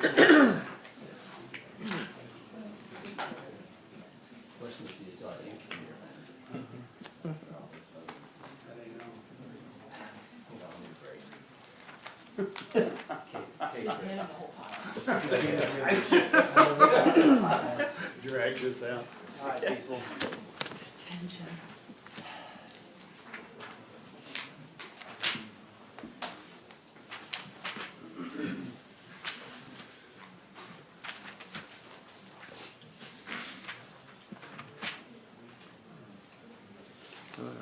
Okay, the winner was Scronce, thankfully.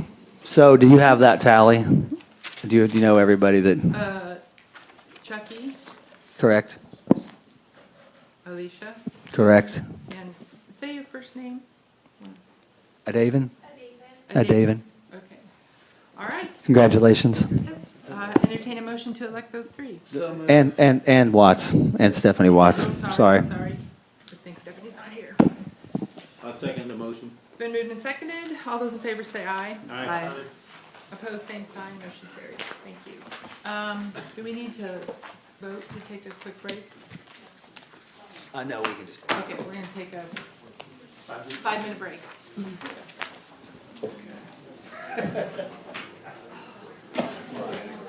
Sorry, Parks and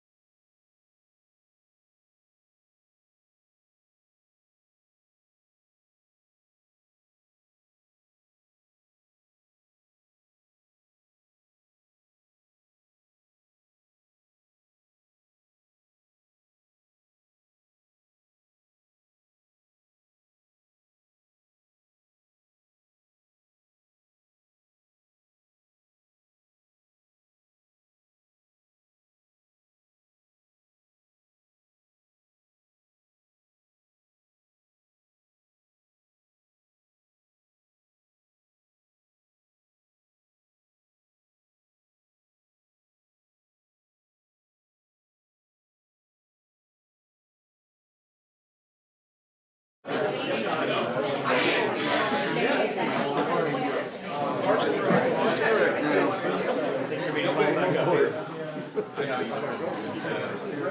control. Cheryl, Larry, and Chuck. Calling Cheryl, Larry, and Chuck.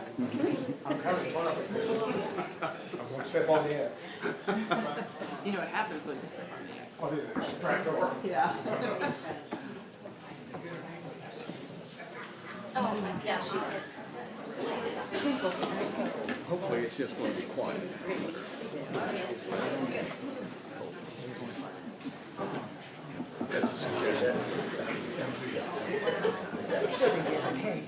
All right, moving on.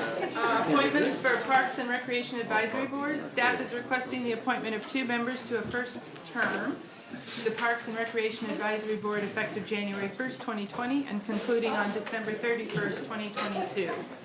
And we will appoint 2 members.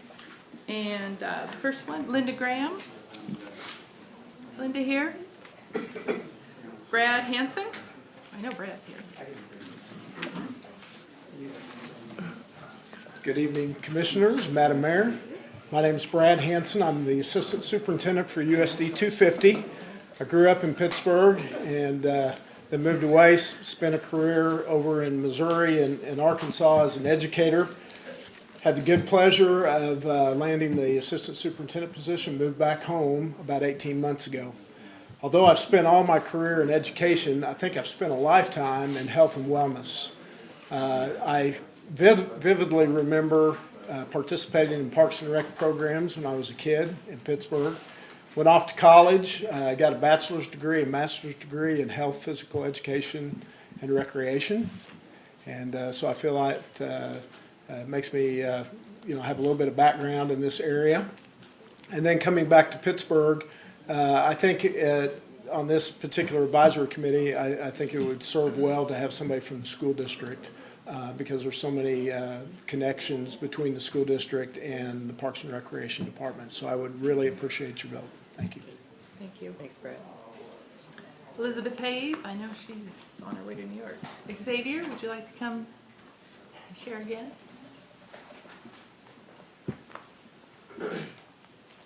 Again, I'm Xavier Sheehy. I applied for a couple different boards or committees. The reason I'm interested in the Parks and Recs is just because I am involved in many Parks and Recs activities. I used to live over in Georgia next to Lincoln Park, and so I got to see all the activities that went on there, share ideas about situations when it comes to different events for 4th of July celebration and stuff like that in that area. So I really feel like I have some of the insight on what could benefit, or the Parks and Rec Department could benefit from. So I'd like to, again, thank you for consideration. Yes, thank you. Thanks. Stephanie Watts wasn't here, was she? No. Okay, we're voting for 2.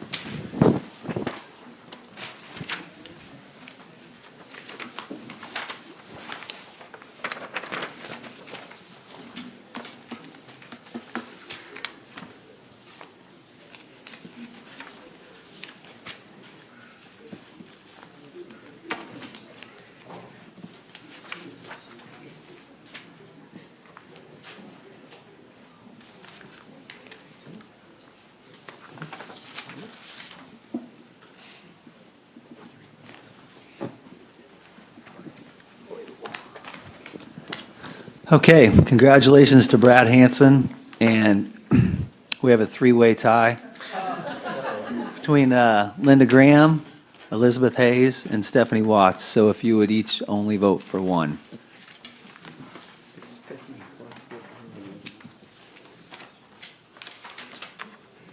Stephanie Watts get on one of the other boards, wasn't it? She did. Yeah, I believe Stephanie Watts got on one of the other boards. Okay. But she's got lots of energy. One. Just one, please. Just one. Okay. Wanda.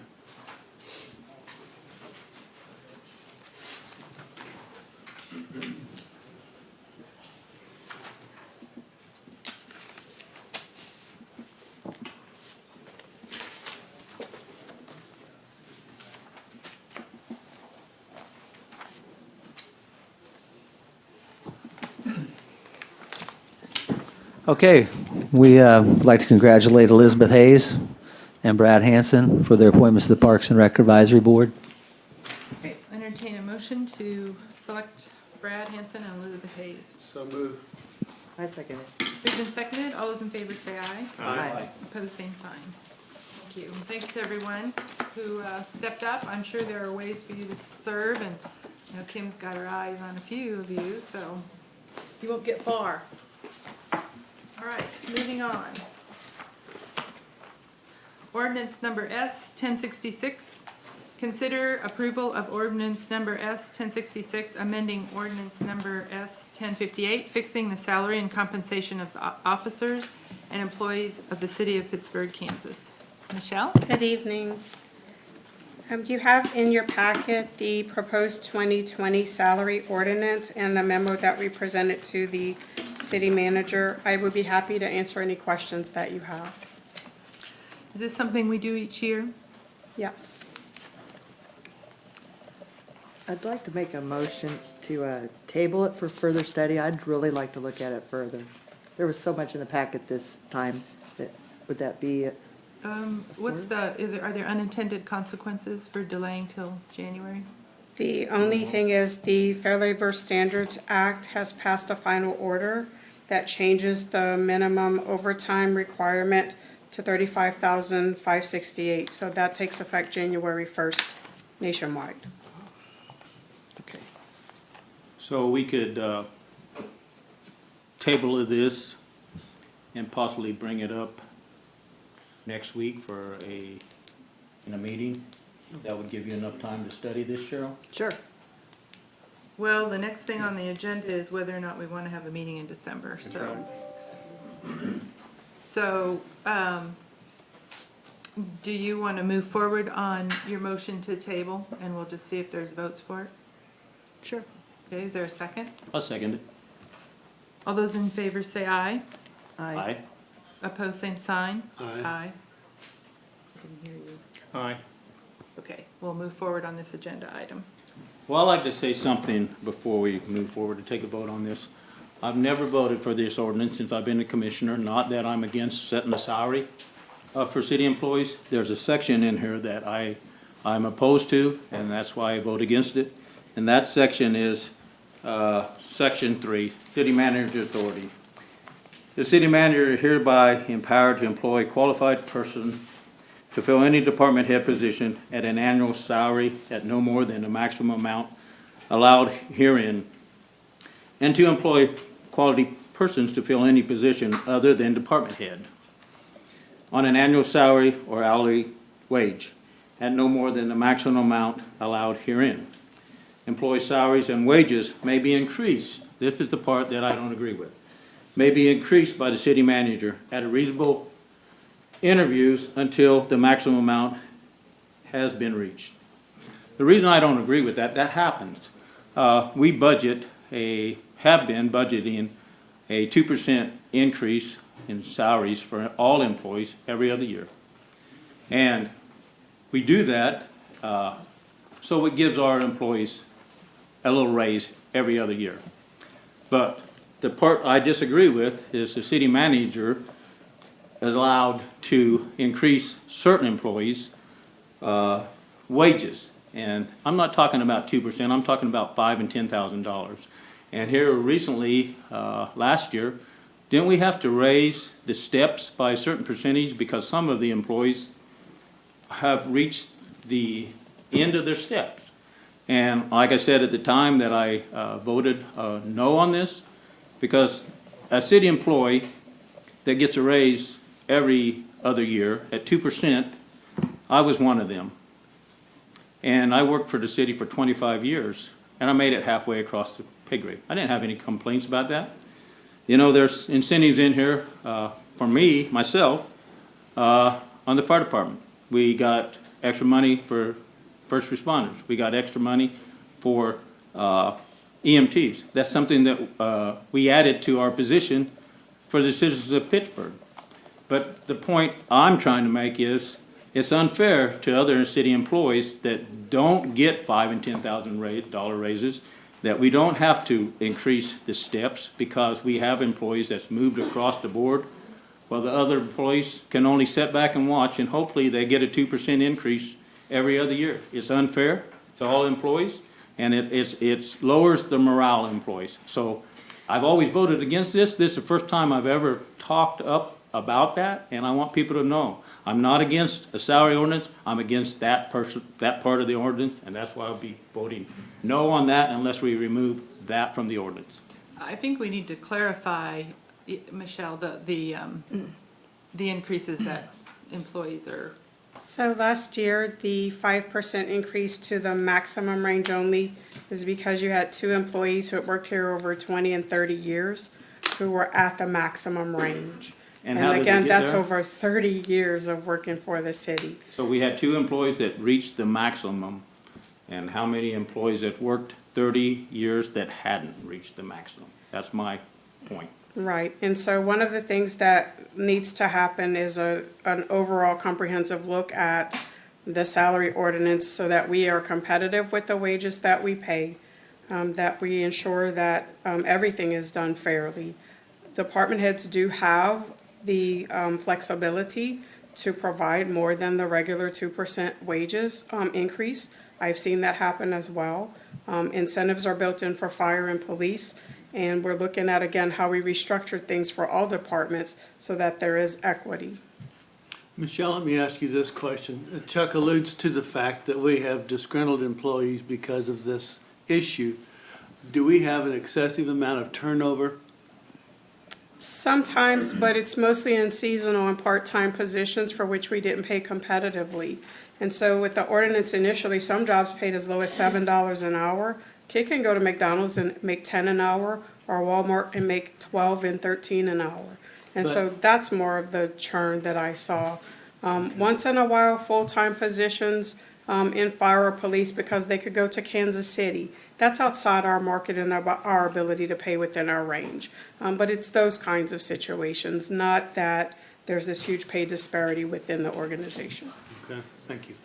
And I think we budget 1 year for a 1% cost of living across the board, and then the following year, it's performance-based, up to 3%? Yes. Now, this year we had the 2%, or was it last year, and 1%. So that was the first time we ever voted for the 1% cost of living. I could be corrected. So next year it's 1%, this year it was a 3% performance-based? Correct. Right. Yeah. So, 1% or 2% or 3%, I don't think adds up to $10,000. And now, on top of that, those employees will also, after they get a $10,000 raise, they will get a 1%, 2%, or 3% on top of that. So I stand for where I am and why I voted against that, and that's where I'm at. Well, I vote for it, for basically the same reason, that I think some people need to be compensated more because they carry a higher level of authority and responsibility. And sometimes people, particularly in city government, we are not the highest paid business in town. And it is easy for us to lose qualified, knowledgeable employees if we don't try to be halfway competitive. And We I do think that. that's the issue that we're looking at. And we do that with our firefighters and police officers. Yeah, hell, They're highly- firefighters and police officers, but we They're have a lot highly- of other employees. Exactly, and you're only talking about department head level that they have more responsibility. Somebody that, I don't, to me, any employee that works for the city of Pittsburgh, it's not a business. They're working here because they want to give back. I know that's what police and fire does, and I know city employees that's out there working in all kinds of weather, they're not treated fairly on wages. That's where I'm at.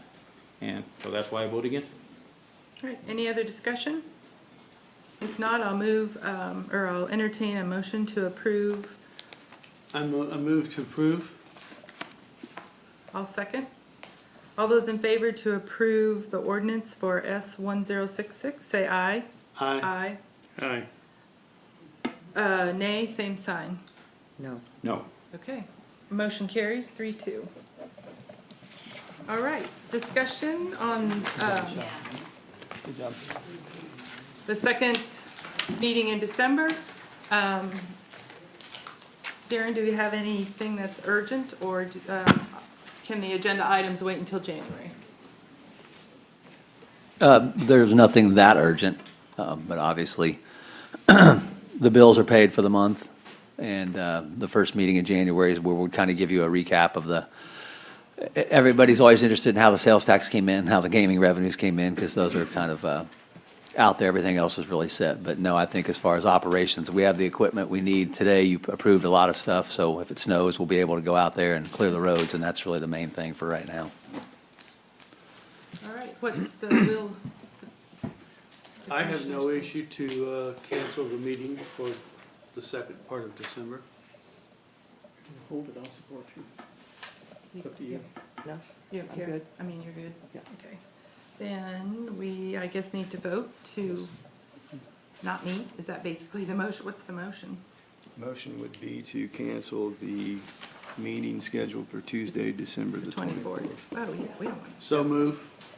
Second? Is there a second? I'll second. Yeah. Okay, thank you. It's been moved and seconded to cancel the December 24th, 2019 meeting for the Commission of the City of Pittsburgh. All those in favor say aye. Aye. Opposed, same sign. Motion carries. Okay. We'll move into non-agenda reports and requests, and I would like to take a moment and talk about our meeting structure. I think I passed a handout out. Yes, you did. Yeah. And there's some on Tammy's desk if anyone in the audience would like it. I think it's a good opportunity since we individually sat down with Darren and Henry when we first got on the commission and talked about, you know, what is the function, what are the rules and regulations that we need to abide by. And since there's a new configuration, and I think we thought from at the beginning of the meeting that maybe we have some opportunities to talk about it. I'm going to kind of walk through this pretty fast. I really don't want to get into a discussion as I go because they'll leave, you know, so the reason we have our meetings is to conduct the business of the city. There's kind of three reasons. To conduct the business of the city that the commission's responsible for, to allow citizen input into those items that we publish on the agenda, either in public comments, as we've seen, or by contacting an individual commissioner. And then the third is public comments. It gives our citizens the opportunity to have a voice. They can share their concerns, their questions, their suggestions, and their appreciation. So what's the function of the agenda? Someone asked how soon the agenda is published. It really serves as an official working guide for our meetings. The city manager is responsible for preparing the agenda, and we publish the agenda on Friday before the meeting. It's published on our website. There's a whole list of people that have asked to get the agenda, and you are more than welcome to call the city city office and ask to be on that list. By publishing the agenda, it not only fulfills our legal obligation, but it also fulfills our ethical responsibility to let our citizens know what action we're taking so that they can come and be a part of it. We make every effort not to conduct business off the agenda, which really means taking action. If we take action that's not on the agenda, it does not allow our citizens to have full participation into our meetings. Consent agenda, you guys saw that today. Really, it's just grouping routine business into one agenda item, and certainly, as we did tonight, the commissioners can request for any item to be removed from the consent agenda. Non-agenda items, that provides an opportunity for city staff to report to us and for commissioners to present or ask questions. taking action on non-agenda items, again, deprives our citizens of full participation, so we do avoid that. When a commissioner anticipates a question or a topic during non-agenda, if you know ahead of time, it's helpful if you call the city manager so that the staff can be fully prepared to answer our questions. As I said, the city manager develops the meeting agenda in their role as manager of the city. And commissioners can certainly request items to be put on in consultation with the city manager. So public comments. We should make every effort for citizens to have the opportunity to address the commission. As a general guideline, we've asked citizens to keep their remarks to 3 minutes, but obviously, we don't stick to that if we need to go more. Past practice, as we've talked about, is that commissioners can ask a question or have asked questions to clarify a statement, but we do refrain from discussion at that time during the meeting. Public comments is an important part. However, it's not intended to be a time of discussion or debate. In some instances, we've had individuals come up for public comments, and very quickly we've been able to answer their question or put them in contact with city staff so that can be resolved. And we've had further discussion on the item presented during non-agenda items. And sometimes we've determined that we need more time to talk about it, and sometimes we've determined that we need action at a future meeting. So handling public comments in this manner, which we can talk about how we want to do that, and I think in this manner being not engaging in a long and lengthy discussion during public comments also shows respect for the individuals that have been invited to participate in our meeting so that we don't have them here for a long time when we've asked them to be here. Study sessions, we didn't have a whole lot of study sessions last year, but that's an opportunity for City Commission to hear presentations on a specific topic. And I think in the past we've held those prior to the 5:30 meeting. We've also had work days, which we've had on Saturdays, and it's an opportunity, no action is taken during the study session nor work sessions. And then conflict of interest came up tonight. So, when one of us feels that we do have a conflict of interest as identified by statute, we can abstain from that vote. And that if you are declaring a conflict of interest, that should be made prior to discussion on that agenda item. If you want to abstain, again, you can declare that prior to the discussion, and an abstention is not counted as a third vote in passing an ordinance. Mm-hmm. And then Kansas Open Meetings Act, I think we've all been instructed in that in terms of that the public expects and demands an openness and transparency. That's been a big topic of late. And it's all of our responsibilities to ensure that the requirements and that we meet the intent of the Kansas Open Meeting Act. And executive sessions are called very infrequently, but they're to discuss issues privately, and they're outlined by statute. And it's very inappropriate for us to share anything from executive session because ultimately it could put us at risk for litigation. So I would open up for discussion if there's any items that you would like to further discuss, or do we need to talk about rearranging our meeting? There's nothing that says we have to have public comments in the beginning. Well, I have a couple questions first. Developing the agenda. Item B, commissioners may request agenda items in consultant with the city manager. I wasn't aware of that. I requested something to put on the agenda, went through the city clerk. She found out how this could be done, and I was told that the only thing that could be put on the agenda was something that the mayor wanted to be put on the agenda. So I need clarification on that. Such power. Mm-hmm. With the in my opinion, with the city manager developing the agenda, you can certainly call Tammy or you can call me, but ultimately we're going to get with Darren for a couple reasons. One, it may be something that's coming up at another. Well, I understand the process, but the question is, I was told only the mayor can request something to be put on the agenda. That's the Can clarification. approve or request.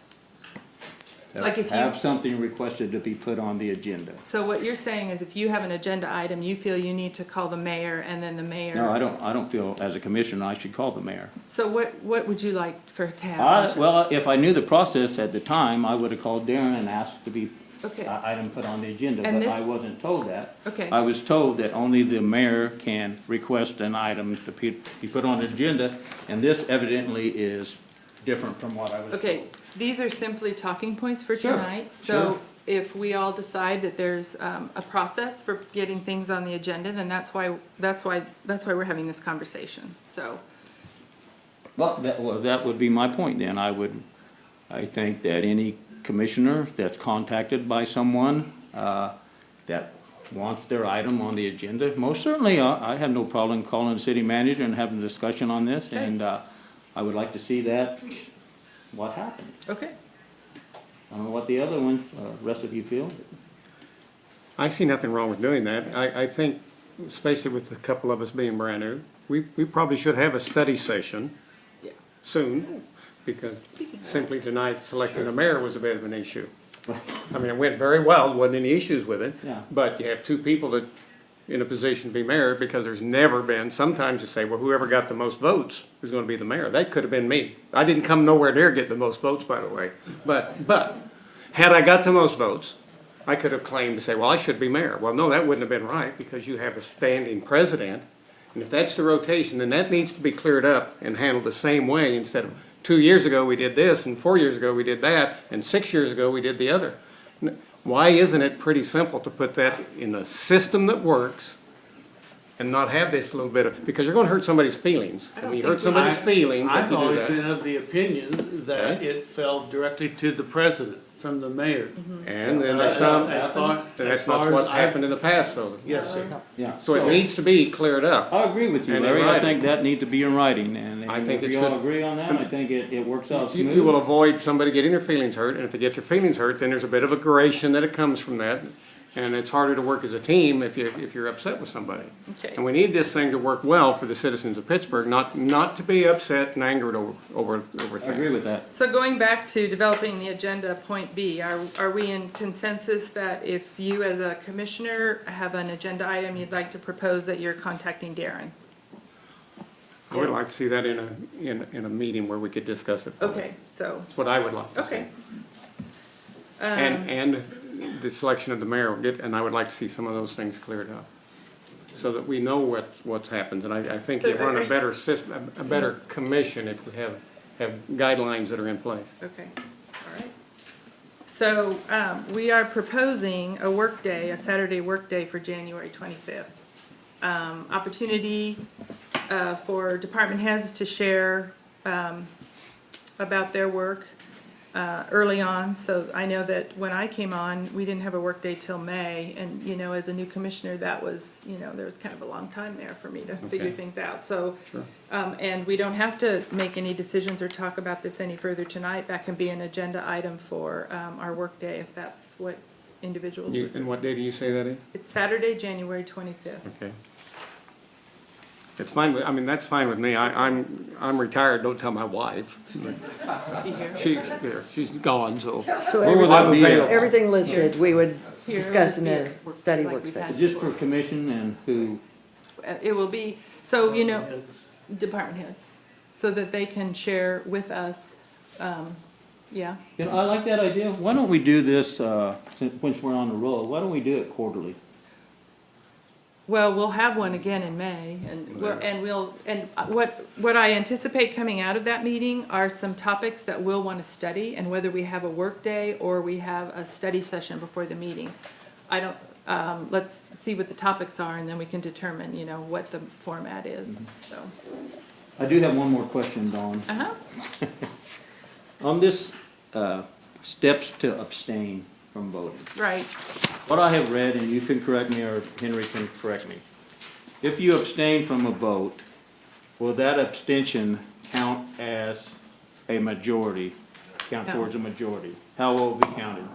Yes, an abstention That's what I thought I counts read. towards the majority. An abstention, as the mayor pointed out, can't be used as the final vote to pass It an will ordinance. count as if 4 of us voted for something and you abstained, then the outcome will be a 5-0 in favor of, with the That is abstention. correct. I just want to clarify Yeah, that. because that's different than like school board and stuff. Right. Yeah, okay. All right, so we'll ponder that and we'll talk about this further at our January 25th work. All right, staff reports. Darren, anything under non-agenda items from the staff? I think the best news I can give you is we got another disbursement from the casino this month. We're on track. We're up about 3% overall, and maybe the most important factor that you have when tracking the casino revenues, because it's still a rather new business, it's only been here for about 3 years, is month to month. So for instance, the first year in December, it was roughly 24,000. Last December, it was up to about 26,000, and this December right now, it's about 28,000. So we're still waiting for the casino to kind of hit its baseline. We don't know what that is, but as we all know, that funds, the city gets a piece, the county gets a piece, the CTEC gets a piece, the university, so it's good news, and that's really all we have from staff. And they donate to different things throughout the community. Absolutely. Anything else from commissioners? All right, we will be moving into executive session. Dawn, before we get to that, and that's going to be, we have it scheduled for an hour, but we have had people come to public input, and they brought up a lot of questions, and they've waited patiently. I would like to see us address those questions. Okay. So the notes I have from public input, Vonnie joined us and said, thanks to you. So thanks to Vonnie for acknowledging that. Sarah Chenoweth was up here discussing bids, conflict of interest. I think we've discussed that and moved through that. Caleb Farabi was up to discuss the, let me summarize this. Basically, I got a call from a couple of, I hope Caleb's still here, and thanks for being patient. I haven't met him personally. I got a call from one of the commissioners a couple months ago, said they had received a call from the Farabi family with concerns over exactly what he stated today. There was a perceived slight to the local company, which is Pepsi definitely is, and there's a history there. We looked into it. Basically, what has happened was I asked the staff to go out and, well, first I asked them what was going on, and they kind of gave me how they got to where we are. And so I said, let's simplify this before we get back with Mr. Farabi and just ask for a bid. Let's go out to bid and get everybody's price of what it's going to cost to provide this service. We do now have that information. We are scheduled. We spoke about it this morning. We are scheduled to sit down and go through that. There's a lot in there. I don't think that talking about prices and things like that is probably appropriate for today, but I can promise Mr. Farabi he will be in that conversation when we figure out where we are. I look forward to doing business with you. I haven't met you, and I appreciate your patience as we work through this, because we obviously have two things, and this touches on several things that came up today, and I hope people can understand that, and it relates to the next item I'm going to talk about as well. We bid, and I appreciate the new Commissioner Brooks's questions about bidding, and I think that sheds a lot of light on the process. People wonder how we get here and why isn't everything local, and I can tell you the commission 3 or 4 years ago really put us to that. That's how we came up with the local preference, and I think it's good that we look at it every year, and I think it's good that we continue to get, as new commissioners join, we continue to see how we can do the best job at that. But there's always a balance with supporting local vendors and spending taxpayer money, and that's a delicate balance, because as much as we want businesses in town, we've got to stay competitive because we're spending taxpayer money, and if we just get into a situation like the next one I'm going to talk about, you've got to be real careful. We used to have an asphalt plant, and it was the biggest piece of junk you ever saw. And we kept putting money into it, keeping it running, because if we didn't have that plant, we had no way to keep the market honest, and those prices would have driven us to where we weren't getting the asphalt on the roads that we needed to. So there's always that balance. I know with Mr. Farabi, there's also a legal side of it that he's brought up, and so we're going to look into that and make sure that if we are violating some agreement that we don't know about, and I wish I wrote as fast as I could, but I only got about 4 or 5 words of what that act was, but we will get to the bottom of that. So I will be contacting you, and we will be going through that. With respect to Mr. Bean, I've got to be careful what I say here, because obviously we have a competitive situation here, and we have somebody that did respond to the bid last time, and this, not this commission, but the previous commission awarded that bid.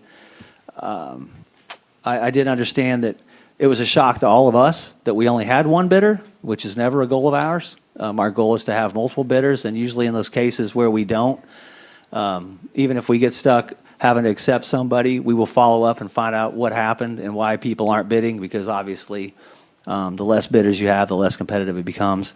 In the case of Mr. Bean, and I appreciate him coming up here, he's been a vendor with us for a long time, has always done a good job. We are at the mercy of the bids that we receive. And as confusing as it may be, and Henry, please correct me if I'm wrong, we publish our bids and our information in the newspaper. We also put them on the website. We are not under any responsibility to contact a vendor and tell them that a bid is out. Is that your understanding? That's correct. I think in this situation, from what city staff has informed me,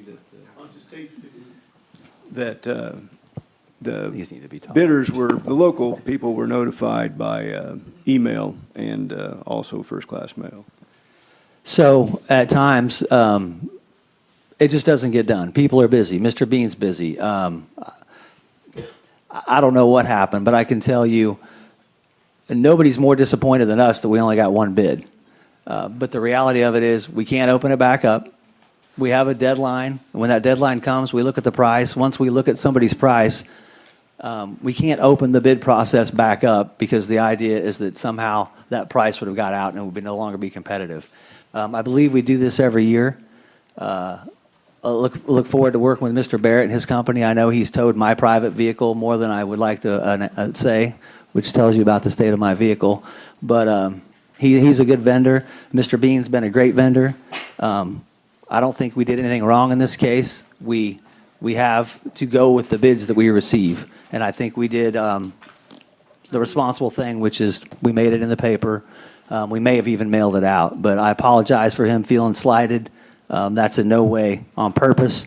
And it's the nature of the beast. We only bid these things once a year. And if that doesn't go well and you don't get the bid, it can sting. And I understand he probably feels stung. And to speak to that, he knows when his contract's up, or he should. And he knows that the contract will be let sometime around that time. So if he didn't get a letter or an email or a phone call or whatever the hell he's looking for, he should have known as a businessman that his contract was. Well, I think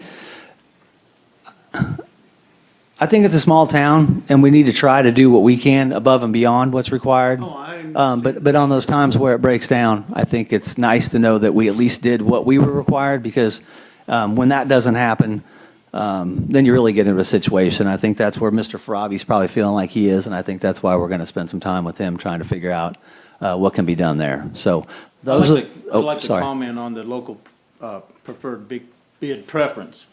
This is an issue that I understand. We're trying to save the city money and getting the lowest bid, but I understand local people that support the community and have supported the community over the years pay for property tax, sales tax, water and sewer rates, and it's hard for them to stay competitive with someone outside our city limits that doesn't pay the same fees.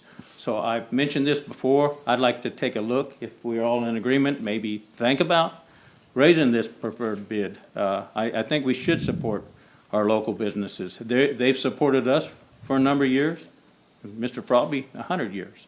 So I'd like to, as a commission, revisit this preferred bid. I brought it up before, and, you know, that's my thoughts on it. Okay. Those are the end of my notes on public input. Any questions? And the asphalt plant that didn't work, it's gonna be a long winter. I think an asphalt plant, a small batch plant or something should be in some kind of a plan. And it may take a couple, 3 years or something to fund something, but sending money out of the city and out of state for asphalt, because asphalt streets are badly needed. It is gonna be a long winter. Absolutely. That's something that should be on our.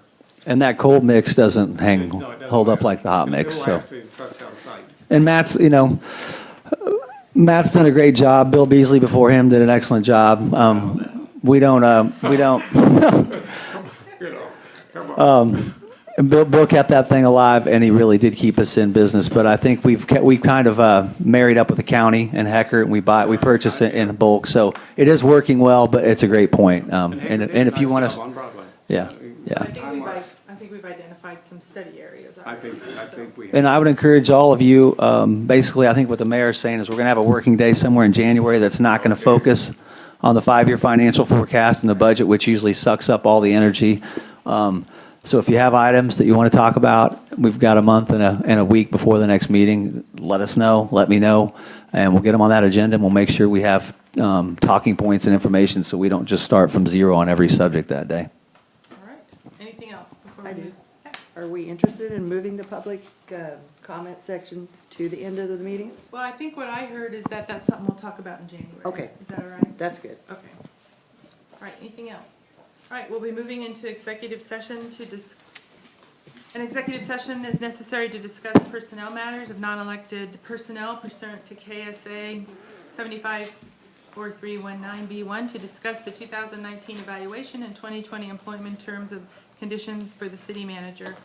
I'm looking for a motion to recess into executive session for 60 minutes to discuss the 2019 evaluation and 2020 employment terms and conditions for the city manager pursuant to non-elected personnel exception under KSA 754319B1 with the meeting to resume in the commission room in 60 minutes. I'll make a motion. I second it. It's been moved and seconded to move into executive session. All those in favor say aye. Aye. Opposed, same sign. Motion carries.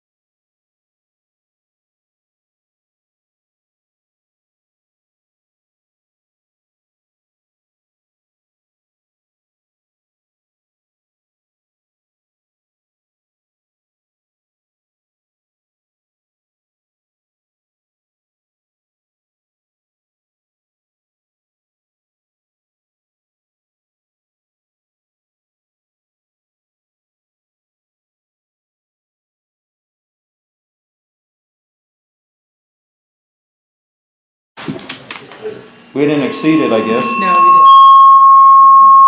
Who's doing that? Me? Not me. I'm not even here. Hey, guys. We're working on it. Hey, Jeff. Thumbs down. Good job. All right, we, back in session from the executive session. What am I supposed to say? No votes were taken.